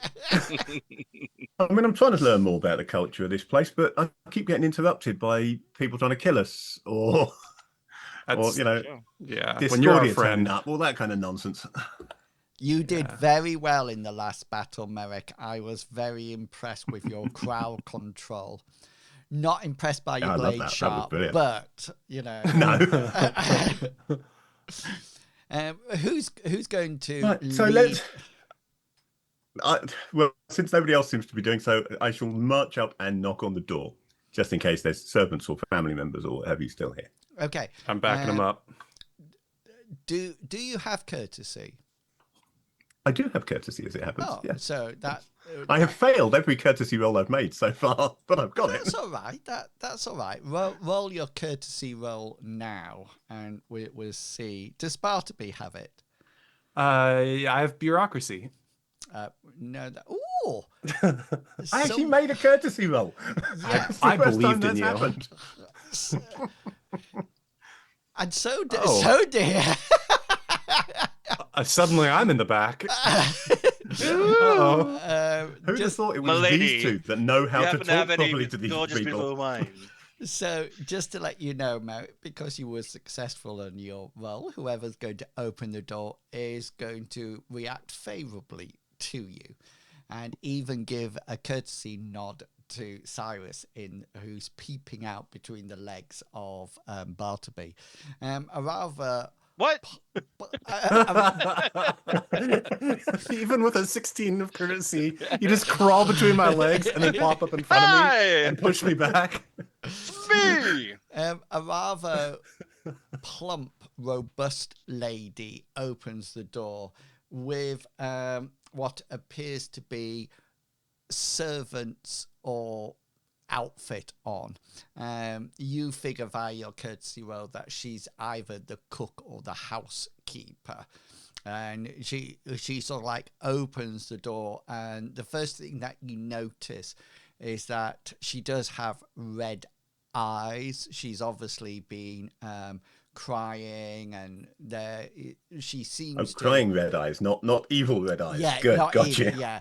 And she sort of like she opens the door, and before you can say anything, she says, "I am sorry, the lady of the house is not available." We are aware of this terrible situation, good wife. You may or may not be aware, we arrived in the city in the company of Lady Annalise. We met with her in the mountains, and she guided us to this place. And we have just heard that she has been missing for 2 days, is it now? And we came in the hope that there is something we can do to assist. You notice her demeanor changes remarkably. A smile spreads across her face, and she looks at each of you in turn and says, "You are the Harbingers of Doom." That we have been so called. You knew Annalise. And she sort of like beckons you in, and you come into what appears to be a very wealthy house. That you notice that there's opulence all around. There's brilliant figures of sculptures and paintings. There's really what would be the equivalent of our Persian rugs are on the floor, and the outside does not really demonstrate the inside wealth at all. You're also quite shocked, like you were discussing as you were coming through, that this is Annalise's house. And it seems quite remarkable. And while you're there, a rather upright man comes in, and he sort of like walks in, and he sort of like says, "I have warned you many, many times, Meg, do not let people into." And she goes, These are the Harbingers of Doom." And Is this chap dressed like a noble, or is he dressed like another servant? he looks like a servant. He looks like he's probably a butler Yes. yeah. And he sort of like stiffens and sort of like brings himself up, and he sort of like he comes over to you and sort of like makes a curt bow and says, "Harbinger of Doom, I am Fred. I am Annalise's chief butler. We are, of course, at your service." And No. It is we Meg who are tries at to your do service. Meg tries to do a We- curtsy. Fails. We have miserably. heard of the misfortune that has fallen upon this house, and after the assistance that Annalise gave to us, when she demonstrated her honor and her loyalty to her duties as a guardian, we could not sit back and ignore her disappearance. We have, though, heard two different stories of this disappearance. We would like to know from you what you believe happened. This addressed to both of them. Meg says, we can tell you everything, but first, let's talk over food. Bartleby's eyes light up because he gets food at this place. I'll write that down on my scroll. And she sort of like ushers you through to what is obviously the kitchen that has one of those big wooden tables where all the preparation happens. And she immediately ushers you to sit down and brings out bread, cold meat, cheese, and even some fruit as well. And she sort of like says, I'm afraid we have no alcohol in the place. At which point Cyrus goes, but she says, not a surprise though. we have sweet tea for anybody who would like some. So you have this big mansion, but no fine wine. I'll take sweet tea. Sweet I tea. believe, Cyrus, that we already knew that Annalise was not a drinker. Why would she keep wine within her house? Why is she not a drinker? Who's she trying to impress? Did her oath to being a guardian. Yes. I'm going to point at the leather armor that I'm wearing that has like the guardian stuff written on it. Yeah. So she doesn't have people come over? Like, come on. Well, Other she hasn't been guardians. here for years. We know that. She's been on on duty elsewhere. Yeah. So lunch or food, it's probably about 1 or 2 o'clock in the afternoon, so it's probably a good time to have lunch. And there seems to be the only two people in the house seems to be Meg and Fred, and that's it. And she gives you a brief rundown. Well, Fred gives you a brief rundown that this was indeed Annalise's father's house, and so she inherited it, but it's always been kept up to date, if that makes sense. Annalise hasn't been in here, but it was Annalise's wish that Meg and Fred lived in the house as servants and to keep it going, but they shuttered everything down after the news about Annalise. And I think, Merrick, you were asking them about what happened. Was that correct? Yes. My understanding is that after Lady Annalise returned here, and she started looking into he looks around as if he's telling a secret, and in a low voice says, the return of Discordia. Meg goes, oh! And Fred puts her arm protectively round her. Now, Meg, do not worry. I will protect you. But we have only hearsay and the word of others as to what she was doing and how she disappeared. So anything that you can tell us that might lead us to finding and returning her would be of use. And Meg looks up at Fred, who's standing protectively over her. And you figure they're husband and wife, by the way. Not some sordid affair or anything like that. And Fred says, I think you can tell them, my dear. I think you can tell them. And she sort of like wipes her mouth from the bit of cheese she was eating.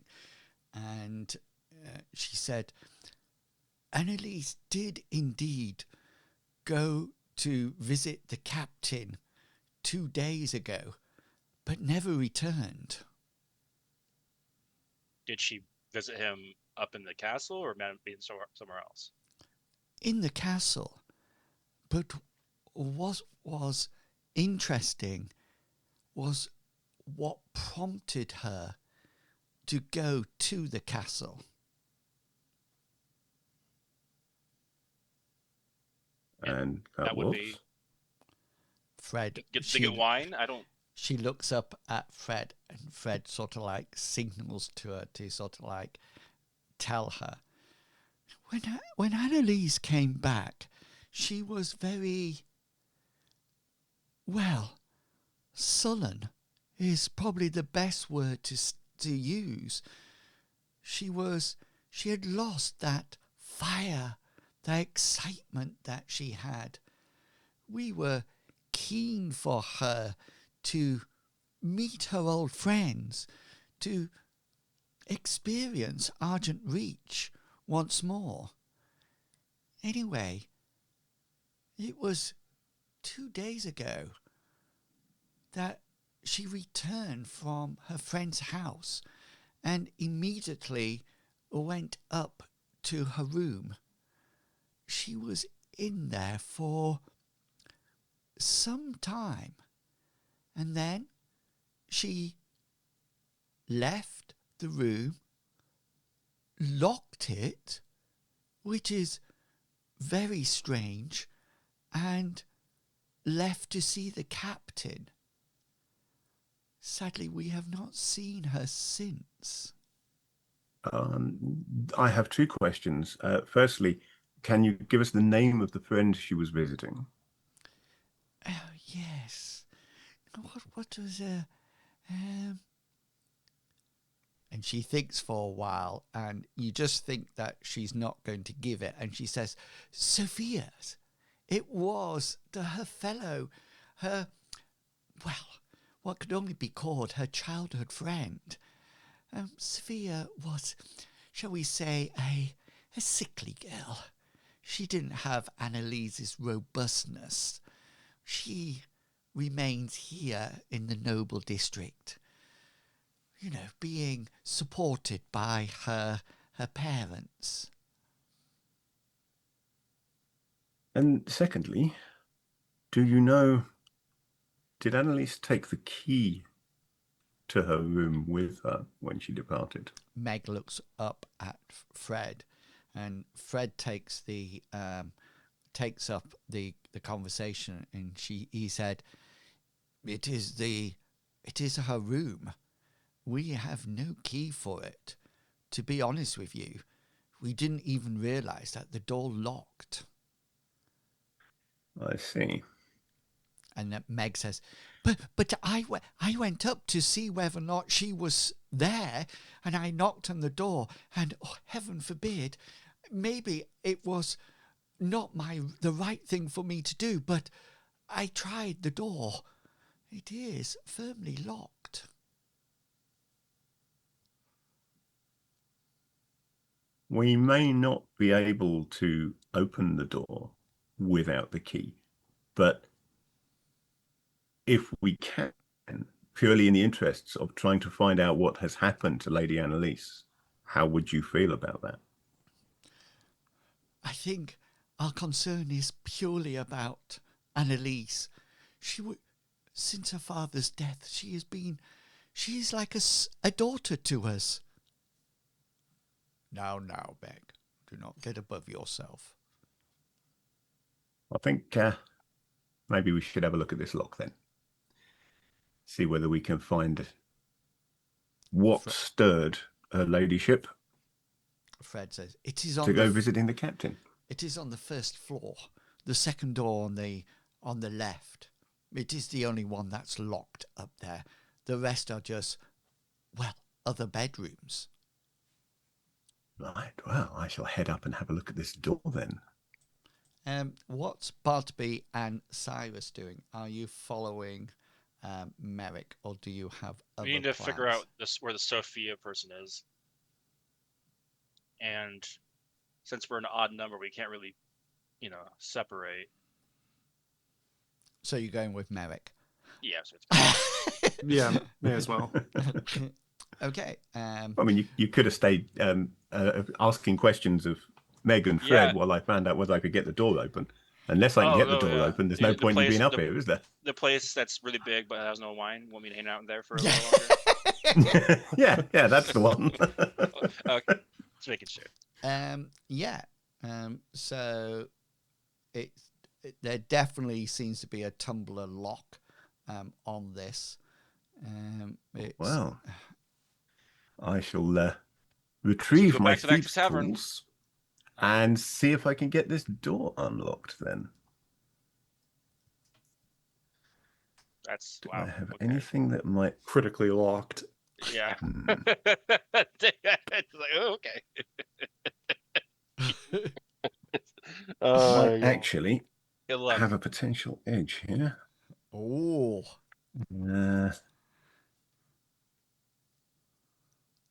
Yeah, lockpicking and so on. Right, I'm going to fail to cast coordination on myself.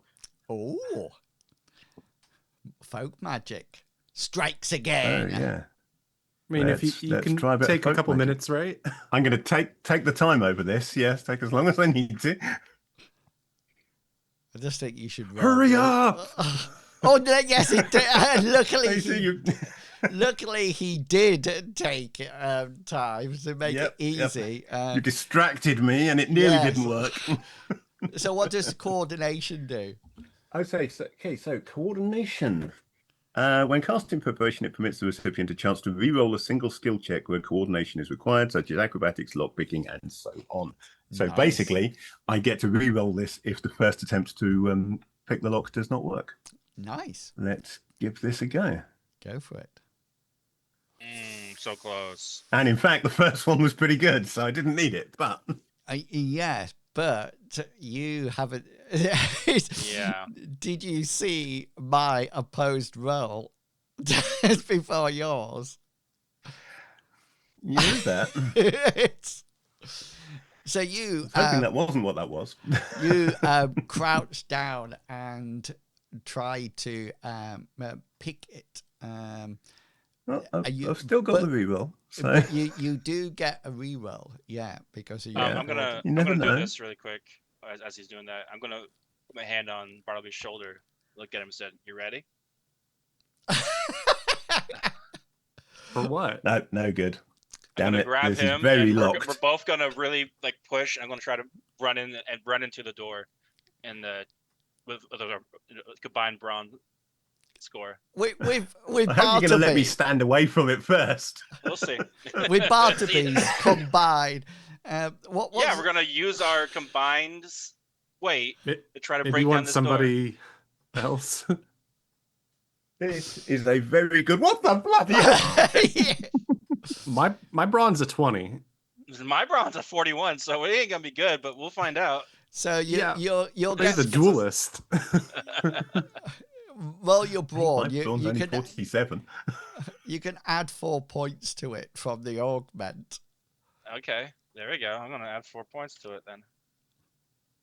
Here we go.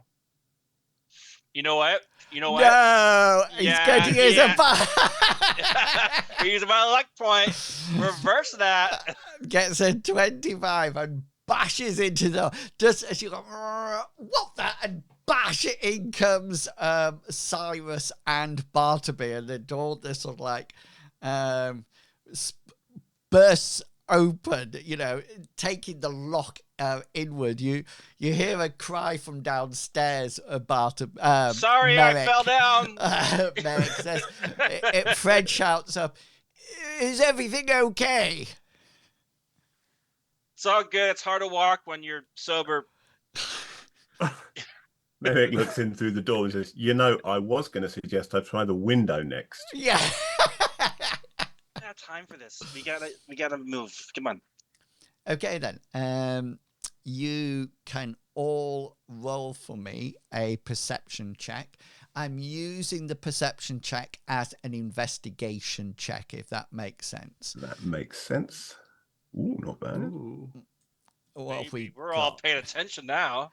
19. Yeah. Yes. Okay then. Well, So, after breaking the door to get in here, we're focused now. okay. So there's various things that you notice as you're rooting around or looking around the place, the room. The first thing that you notice is that Annalise's armor is still here. Okay. The armor is still there. It's all wrapped up, or however you keep armor, nicely prepared. The other thing that you notice is that you also see her sword is there as well. So no matter what, wherever Annalise has gone, she doesn't have her armor and she doesn't have her weapon, which you all know is part of her status as a guardian. You First things think, first, lads. The captain's a lying bastard. the other thing that you notice is that there's okay, you haven't been rifling through her drawers, but there doesn't seem to be a lot of clothes missing or anything like that. It seems that whatever happened, it hasn't been a planned exodus or anything like that.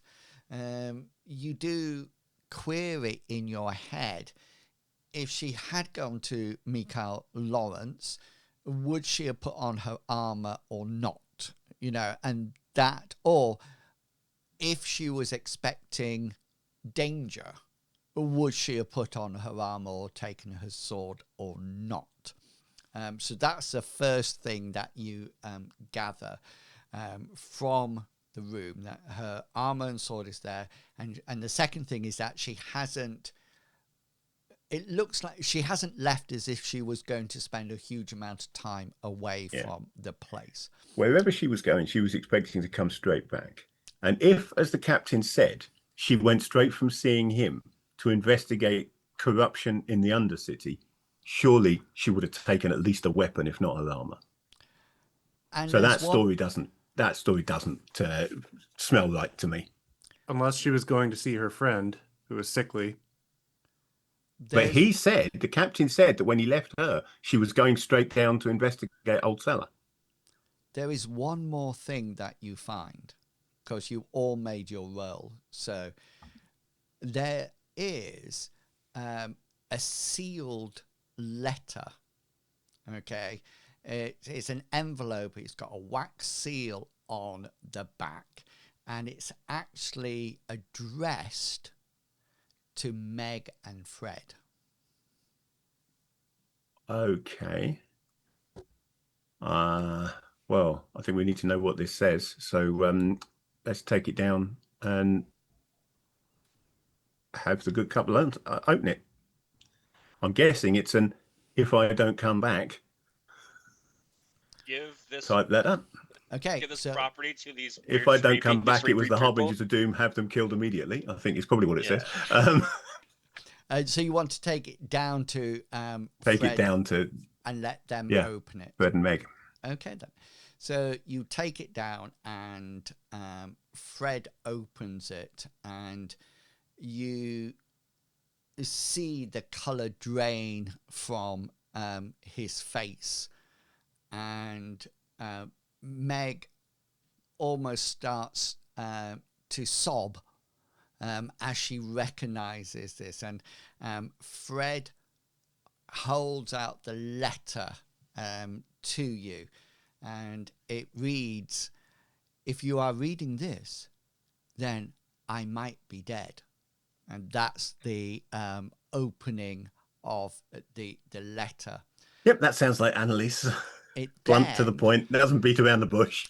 And just picking up that bluntness, what follows is a series of almost like bullet points. It's not prose, it's not a narrative or anything. It really does reflect how Annalise would report things. And that makes you strongly believe that it is from Annalise. Yeah. So it starts off by saying, "If you are reading this, I might be dead."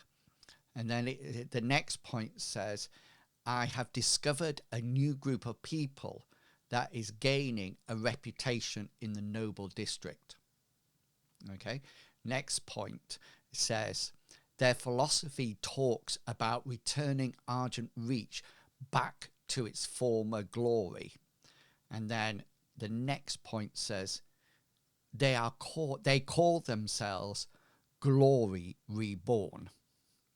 And the next point says, "I have received an invite." And the next one says, "I need to report this to the captain.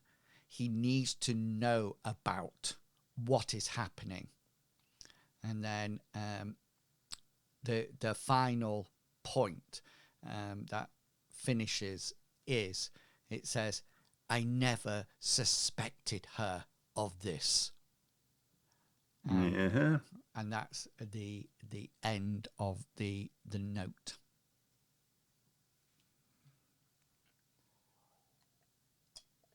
Well, clearly her childhood friend is in on it.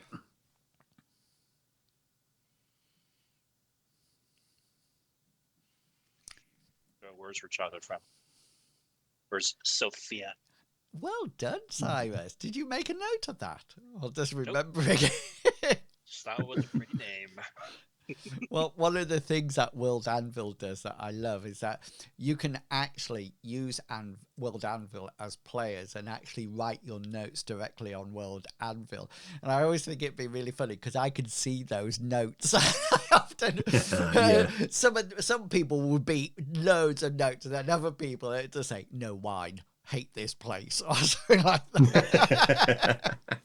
I use a wonderful tool called a Rocketbook, which it's got a little QR code at the bottom of the page. Ah. And when you take a photograph of it using the app on your phone, it recognizes the QR code, and it's got little things at the bottom that you can put crosses on, that you can set it up for doing things like emailing it to a particular address, uploading it to Dropbox, things like that. And it will attempt to transcribe what you have written, as well as giving you a picture of it in PDF form. But my handwriting is terrible, so the transcription never works. It can't work. Yeah. So Fred and Meg seem... Freddie's got his stiff upper lip on, but Meg is just reduced to tears and is sobbing again and mopping her eyes with the bottom of her pinny. It's over to you guys, whatever you would like to do. Well, we now know that the captain was definitely lying to us. And weaving a web of deceit. I was giving him the benefit of the doubt. Bartleby's coming in for something. But the reason he gave us for her visiting is not the reason she's given in this letter. What if she didn't give him the reason? Like, she could have believed he might be in on it. She went to tell the captain, and then when she got there, she never told him. Yeah, I mean, if that is the case, then that would be because when she got there, she suspected him. So either way, he's suspicious. Either Annalise suspected him, or he's lied to us. I say we should probably see if we can find out more about this Glory Reborn, and if we can find this Sophia. Maybe get some more answers there. Yes, yeah, we should certainly talk to Mistress Sophia. Annalise could still be alive. What there is. Yeah. Just I'm gonna look over at Fred and Meg. Like, just because it literally anything written, you could be dead when another person's reading it, but you can also not be dead. Yes. The point of a letter like this is so that if she is killed, she's left behind a note. Now, if she has merely been imprisoned, that note is just as valid. And if we can find her in time, maybe she'll be all right. Meg looks... But where might she be? She might not be dead. Where might she be imprisoned? Because we know she's not in the cells in the castle. We've looked at them. Meg looks at Bartleby and Merrick, and she looks back at Bartleby and says, "You must be Bartleby. I can sense the goodness flowing out of you." Yeah, I am Bartleby Fumus of the Church of Amriel. "And you must be Merrick," she says, pointing at Cyrus. "You're Merrick." Yes. Must be. You're the one she really didn't like. "And you must be Cyrus." Actually, I'm Merrick. Oh. Obviously. And the little one is Cyrus. Yes. Sophia's house. I will not lie to you. Lady Annalise and I did not see eye to eye on a number of things. But nevertheless, I value her commitment to her cause, and I will do my best to return her to you. Oh, thank you, Merrick. Thank you, all of you. I will only sleep once again when I know our little Annalise is safe. And Fred said, Sophia's house is down the road. Second large house on the left. Oh, and be prepared. She is what I would call a brat. Oh my goodness. You say she was a sickly child, so probably spoiled by her parents. And have you seen her of late? Did she grow into a sickly adult? She is, shall we just say, pompous, obnoxious, extremely arrogant, and, well, she's a brat. Thinks but does not say. Well, I can see why she Summer. gets on with Annalise. Who could have thought they were even friends at one point? Close friends. Now they are like opposite sides of a coin. Well, do we go and speak to this Sophia straight away? Or do we think we need to know more before we tip her onto the fact that we might be onto her organization? Fellas.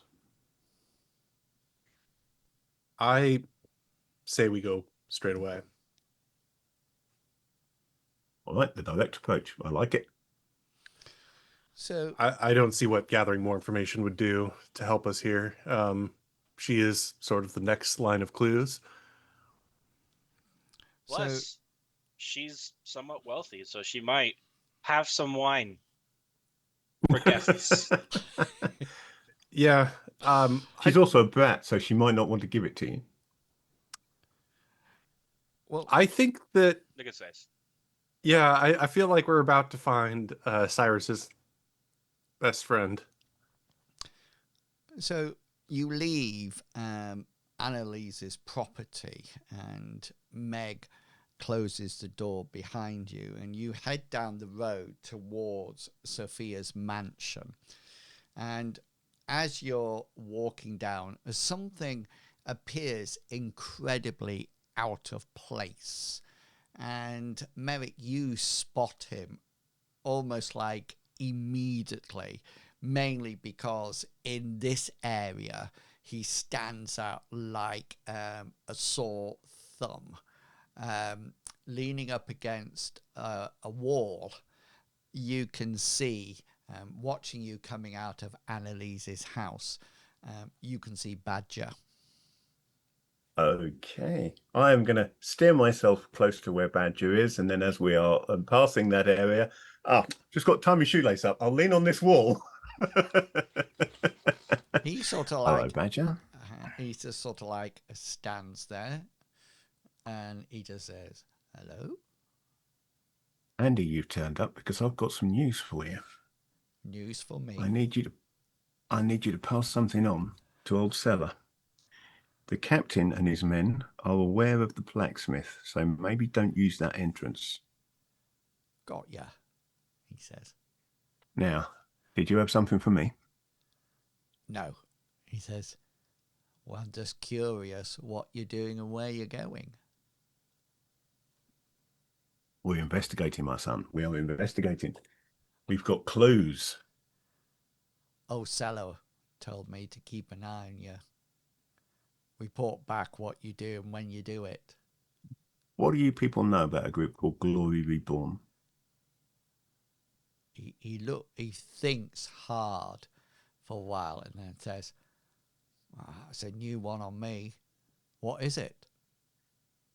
Apparently, it's a bunch of nobles who want to make Argent Reach great again. They aren't calling themselves Marga for some reason. They're calling themselves Glory Reborn. He says, I better let old Cello know this. Yeah, if you can find anything out about them, it would be useful. They may be connected to the disappearance of the last Guardian. He says, got ya. And suddenly walks around a corner and is gone. Yeah. I shall finish tying up my bootlaces and rejoin the others. So who's going to take the lead in Sophia's house?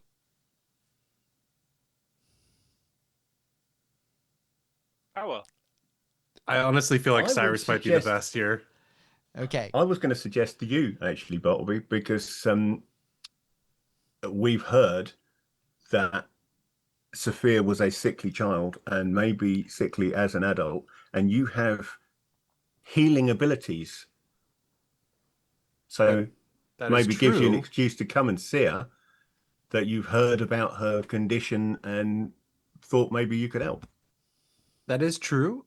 Just in my experience, nobility and those who have big personalities, I'm going to glare at Cyrus briefly. They tend not to take my goddess's work seriously.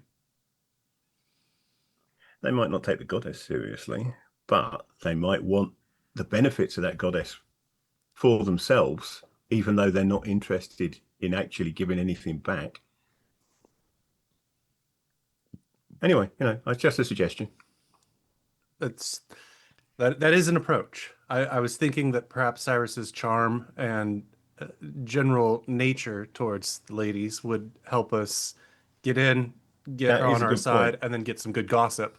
But you're right, that could work.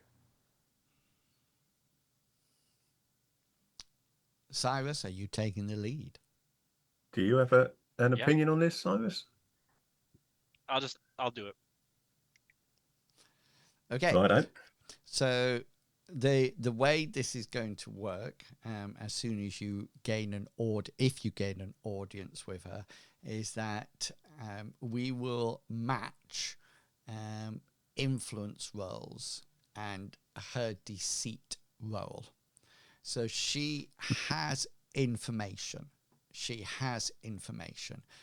And the trick is to win the opposed roll, Cyrus, to actually get her to spill the beans. And actually,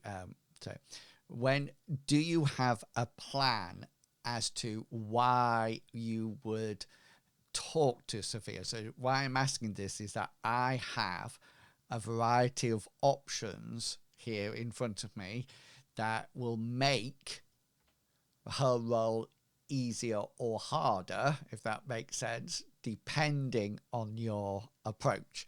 Let me give you not a gentle hit. Let me tell you about Sophia. Sophia obviously loves herself 100%. She is incredibly spoilt. She's incredibly thin, almost like emaciated thin, but she's dressed in very fine cloth and heavy jewelry. As Merrick hinted beforehand, she's obviously spoilt completely by Daddy. And although she is not the owner of the house, it is her father's, she acts as if she is. She also does not behave very well towards the servants at all. So let me know your approach, and I will. So it's her role that either gets harder or easier as we go along. So the first approach, since we're in a wealthy part of town, I'm gonna kind of on the way try to finagle a whole bunch of different flowers and stuff. Ooh. Make a little bouquet on the way, see if that's a nice little, and just like kind of trim it, that kind of thing. Okay. Just to let you I'm know, gonna make sure I'm gonna look presentable, get my hair slicked back, look pretty. Just to let you know, chat has just said, got to be flattering, Cyrus, and then they said, not sure he'll manage that. Well, chat. I think playing a wealthy, flamboyant, like playboy is up his alley. And then the next message was, I spot a pickles cat. Yeah, so you managed to pick some flowers. What was the other thing that you wanted? Oh, make yourself presentable. Look presentable. Yeah. And Bartleby, Merrick, you're gonna be my servants. So present Obviously. yourself that way. Oh, Nice. sorry, yes, sir. Thank you. Thank you. Merrick, you I be my can present as bodyguard a slash bodyguard. servant. And get some parchment and stuff. Make it look like you're taking notes for me. Bartleby. Snap, snap, Yes, snap, snap, snap. yes, sir. Oops. As the camera suddenly zooms Sir, right your camera's there. not working. Zoom out. Zoom out. Does it ever zoom out? Yeah. Eventually. Zoom. We can eventually put you on the map. You're so get good. a spot. To get a spot. To zoom out. Sorry. Okay, so do you have a courtesy skill? Was it you that had the courtesy skill? They're the two that have it. I don't Yes. have it. Right. I have bureaucracy. So Cyrus, you can use your courtesy skill to augment your influence. So what's your courtesy skill? Hold on a second. It just looks like you're getting closer and closer and closer. Master Cyrus is having a little bit of difficulty. Yes! It worked. And then it zooms completely in again when he puts his thumbs. Anyways, I can't use hand gestures in my face, I guess. Jesus. So what's your courtesy? My courtesy is 41. 41. So that would be a total of 9 points Ooh, baby. onto your influence skill. All right. You ready, guys? Because things are about to go down. Would you like me to knock upon the door, sir? Yes, please, for me. Quick, do more than Gonna knocking. use it. No. I'm gonna use a point of luck to re-roll that. Come on, baby. Come on. Need some. Everyone at home. You got it. I don't know if they're Come gonna give you whatever you're needing. Yeah. Just give me the hot juju. Come on. Oh, Yeah! yes! Apparently yeah. they did. Yeah. Ooh. But please remember, this is an opposed roll. 18 is great.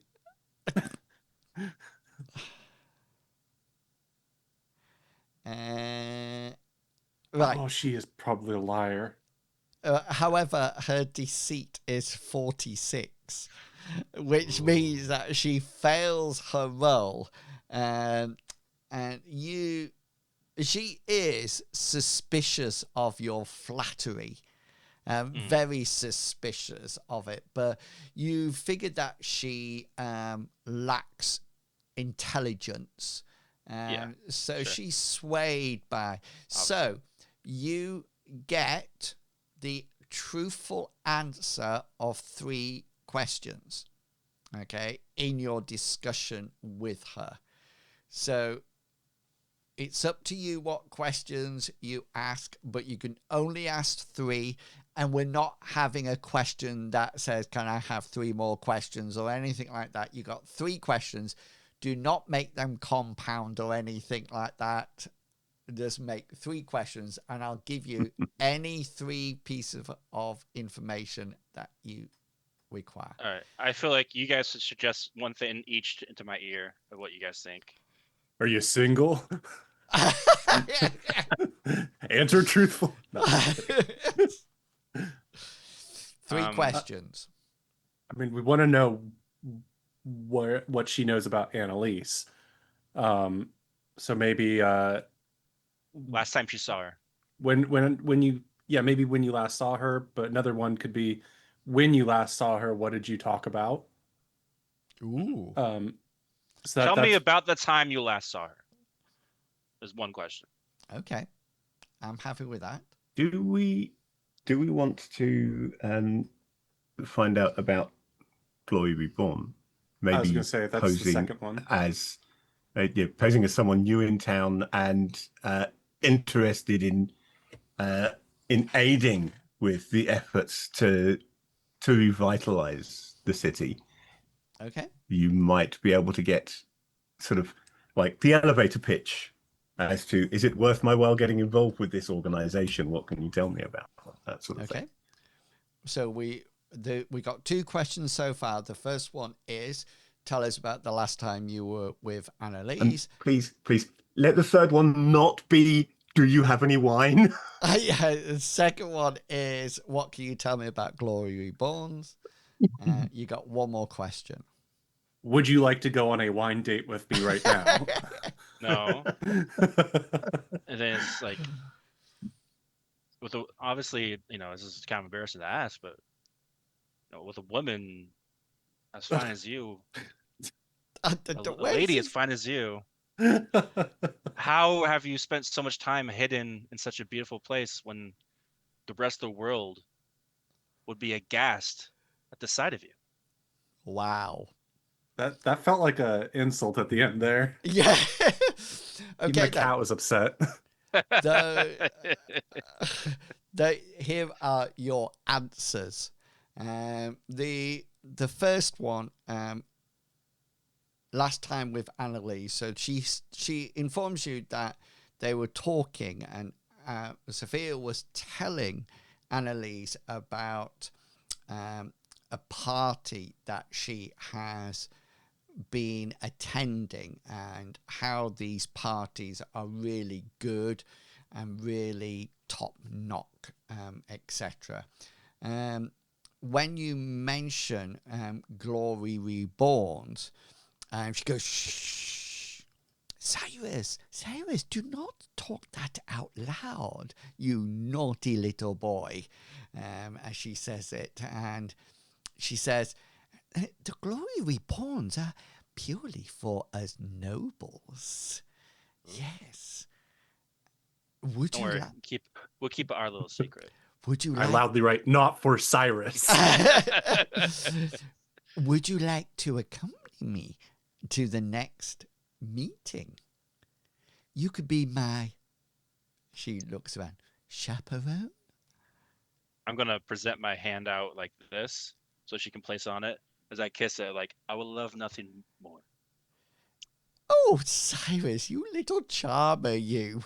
Oh, and she sort of like gets pretend embarrassed. As I give back her hand, I'll brush with the back of my hand her side of her arm, and I'll give her a nice little smile, the wink. You are well practiced at this, Cyrus. You are well practiced. And then I'll be off. My servants and I, let's look for a nice place to get a nice drink. Toodaloo. Oh, I had one. Yeah, your final question. Okay.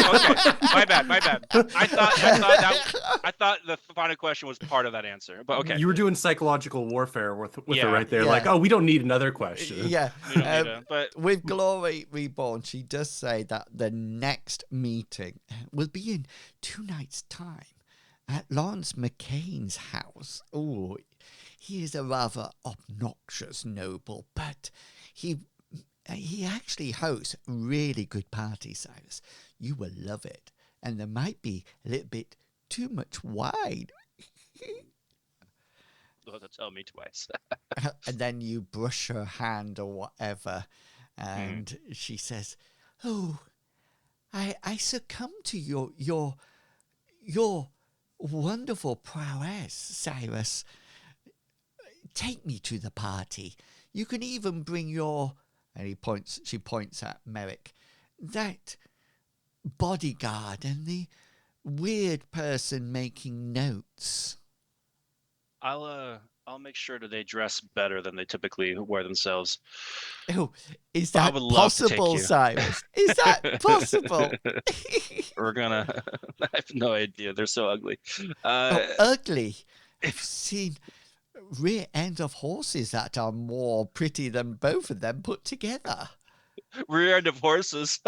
More like mules. What asses? Yeah. Oh, Cyrus, Uh, you are Sir, donkeys are what you would call. you It's not a are mule. right. oh, you would know that, wouldn't you? It's the bottom half. Oh, Cyrus, I love it how you talk down to your hired helps in front of them. I am going to learn from that. And she calls over and says, Girl, come here. Girl who's cleaning the vase, come here. And she sort of like comes in, yes, Mom. Oh, Cyrus, this is the thick one that I have. She doesn't know her arse from her elbow. She's really, That's absolutely, swarming. really pointless. How And then, devilish. and then she sort of like smiles at the girl and says, you may go. And she has a little... I'll try to do a quick glance to see as she goes by. I was like, okay, maybe. And then, Oh, but Cyrus, keep your eyes on me. of course, On me. nowhere. Got to make her a little jealous, right? Okay, so after that, I'm gonna look at my Sorry, I two of thought them. Cyrus was a little bit lost for words. No. I'm trying to think of the best way to end this. My beautiful Sophia, I cannot wait to see you and take you to this meeting. When will this be? Call on me in 2 days' time, about 8 o'clock. We don't want to arrive until the party's well underway. Of course, as well dressed as we're gonna be. I think not.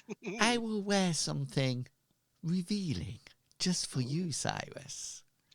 Hopefully not too revealing. I don't want anyone to have any ideas. Oh, don't worry, Cyrus.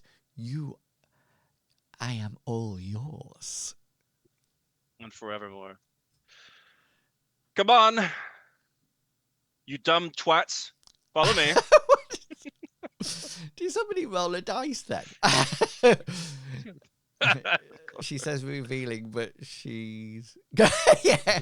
Surprise! It even has What a a crazy- hood. It's revealing in its own way, isn't it? What a Look, I'm in reveal the for cult the of rest of us. Discordia. All right. I am Discordia. That'd be a shock for you, Cyrus. Yeah. Actually possessed by the spirit herself. You have 2 days before the party in Lawrence. That means we have 2 Midday. days to get better looking clothes. Shall I notify your wife and Where was 7 the- children that you'll be busy that night? Where was What the a party jerk. again? Whose house What a was crazy it? jokester. Like anyone would be able to get me to give them a ring. Shut the fuck up. And we, You're the worst servant. Bartleby has written Move forward. everything down, by the way, in perfectly 'cause cursive script. calligraphy, It doesn't perfect. matter that I haven't made a note of who where the meeting is. Good. So Did you've she got say Lawrence McHale or McCain? McCain, yeah, Lawrence Okay, McCain, okay. Like the as in the Lawrence chips, of McCain. Now is that Lawrence with a W or Lawrence with a U? and with a W. The wrong way. Okay. And McCain, MC, capital CAIN. like the senator. The only Like the senator chips. is Senator Hawley. Mm. He's on YouTube so many times. Is he a Oh. popular person? Noah Center's a popular person. All right. I was talking about John McCain from like the election. Oh in, no, what, Senator Hawley is 2012? he's the guy that like ran like a weird doofus away during the insurrection attempt. Who? Oh, Hawley. He's the one that like, oh, let them in and then runs away. Like it's video of him running away like a that little guy. twat. Yeah. Yeah. He- So and the he's only- also one for of it. the closeted ones. The, So the funny thing is that there's a video of him saying to a professor or a doctor, "Can men get pregnant?" And he's just saying yes or no, And the woman says, I don't think it's wise to engage in discussions with this sort of polarity. And he just says, no, it's a yes or no question. Can men get pregnant? And this goes over and over. It's a good video. I like it. He seems to be very upfront about things. Anyway, no more senator talk. You've got 2 days. Is there anything you want to do in those 2 days before We got a lot of work to do. the next meeting of the Glory Reborn? We got to talk to Tavernhurst, even though he's the worst. We need to go to we might not need to go to the blacksmith since we already kind of know about that. But do we know what was in that harbor district that was illegal? The goods that Cyrus saw? Did he see? In the Docklands, yeah, he turned into a seagull and saw the crates inside, I think, Cyrus. That's what you saw, wasn't it? Yeah. What were in the crates, though? He doesn't I know didn't check it. because he was a seagull. But he That's right. he saw the crates. And I guess it doesn't really help us, regardless of what's in it. Even if it's like illegal goods, even if it's the goods that we saw or that We need that to be American there saw. for whoever puts it there and whoever takes it. And unless they are crates full of Darkling. frost darklings, then we have to be concerned about it. Well, it could be what was given to the Frost Darklings, the meat, and that wouldn't really change anything. My point being, it could be weapons, meat, could be Darklings themselves. It wouldn't really change anything if we just know it's not supposed to be there. It could be weapons for whatever cult already exists within the city. Yeah, because if the Darklings attack from the outside and at the same time there is an uprising from inside, so it could theoretically be weapons for that. So maybe it would be good to know what's there. Yeah, I guess that's true. Confirming at least what is being held would be nice. Is there anything we can do with Tavernhurst?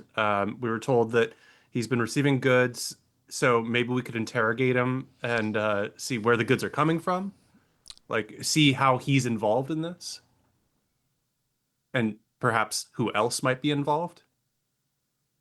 Like if he says, "Oh yeah, it's Old Cellar," obviously, then we could be like, that kind of sounded like a lie, but we could also.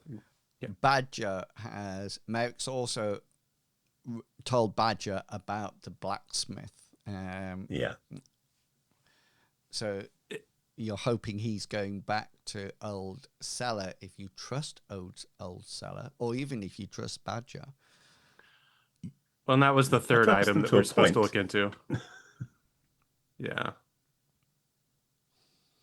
I mean, that is really the case with all these characters, is we can only trust them to a certain point. We should be nice to them to kind of get them to work with us, but they could all be conspiring against us. This whole thing could be a joke on the newcomers to town, an elaborate cultural prank where they're just like, oh yeah, so the thing we do to all newcomers is we call them harbingers of evil or doom or whatever, and then we make up a cult and we pretend they're possessed so that they'll try and kill our mayor. That seems I'm very disappointed in myself because I'm going to say that we should be fistful of dollaring this and pitting everyone against everyone else. And the reason I'm disappointed in myself is because I can't remember the original Kurosawa movie that was a remake of. And if I could remember the title of that, I'd have said that instead. So, because we've only got 3 minutes, so if anybody wants to use a luck roll, now is the time. So I've still got 1 luck point. This is not like me. You mentioned Tavin. Yes. Is there anything that, because when we play next, we can start with those 2 days if there's something that you want to talk to Tavin or explore about Tavin, or we can move time forward by 2 days, and so you're going to. No, we got some stuff we need to do. Yeah, I think we need to interrogate him, and then we also need to visit that warehouse and confirm. Okay.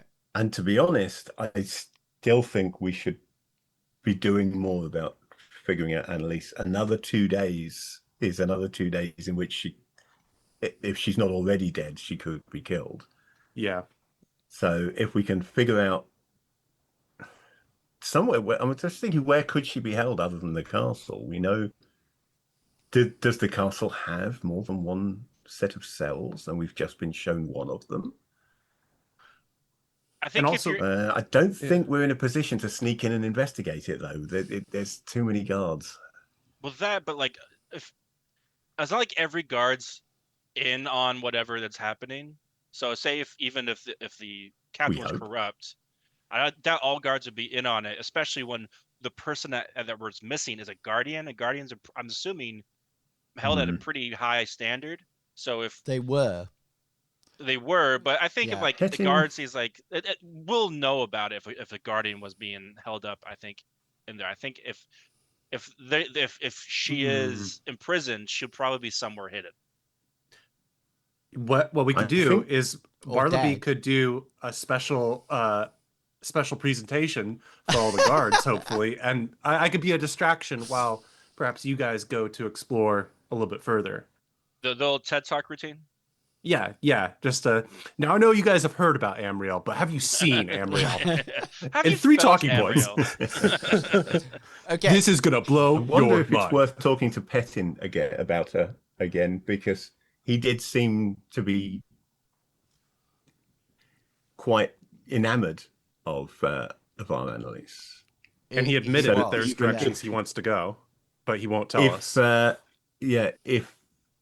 If she has been captured, locked up, or whatever by the captain, Petin might not know about it, and we might be able to turn him to our side if we can at least sow some doubts in his mind, have him investigate the castle looking for her. That sounds like We can't get Discordia in. talk. Are you compromised? Trying to put people against each other? That's exactly what Discordia would do. Can I just say that had crossed my mind when I was developing this story arc. I thought, wouldn't it be brilliant if one of the players are actually corrupted as well? Now, who Two would of it be? the player characters in my 5th edition game are in the process of being corrupted by the big bad. Nice. I'm looking forward to seeing how that goes. Fantastic. So in the next session, we've got plenty to do, or you got plenty to do. Tavern, warehouse with illegal goods, petting about how he's amorous about Annalise, and maybe something else if you can find out anything else about Annalise's disappearance or where she's being held, because it's another 2 days, isn't it? So that sounds enough. And then we're going to Glory. Sophia will take Cyrus to the next meeting of Glory Reborn. Okay, brilliant. It's just gone 10 o'clock. So it's time to come to an end for tonight. But before we end, I always like to give the players the opportunity to say who they are and where you can find them. And we're going to start off with you, Fish Not Fish. I don't have anything on this week.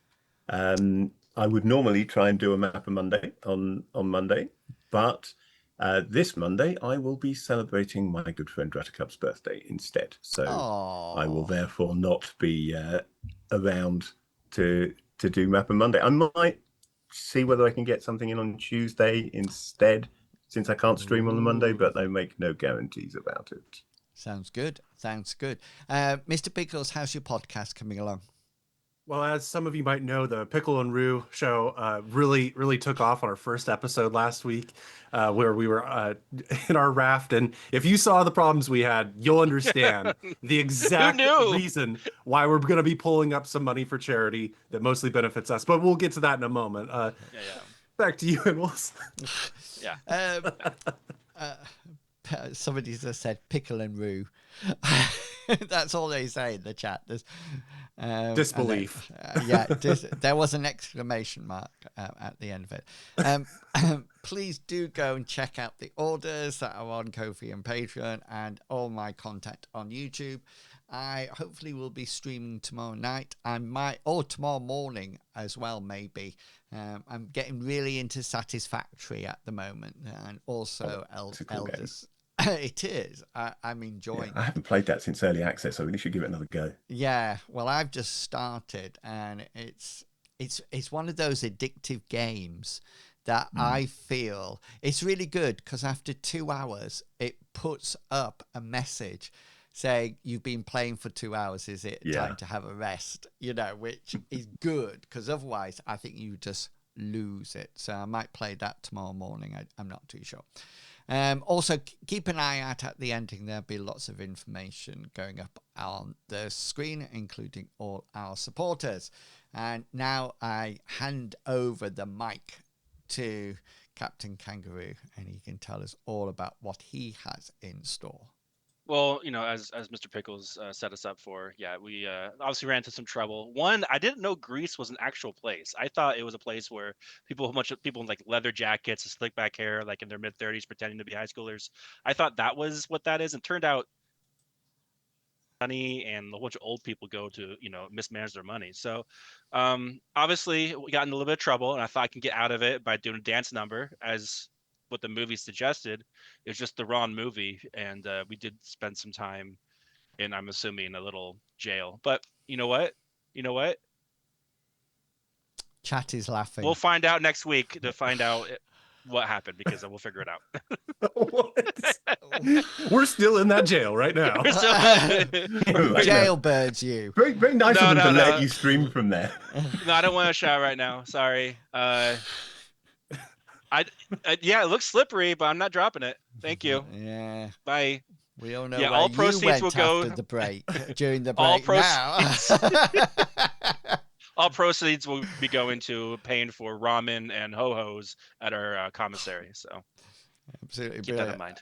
Okay, before it gets even worse, I'm going to say thank you so much for all your support. We really do appreciate it. And until next time, it's goodbye from me, goodbye. And it's goodbye from them. Goodbye. Bye. That deafened my ears.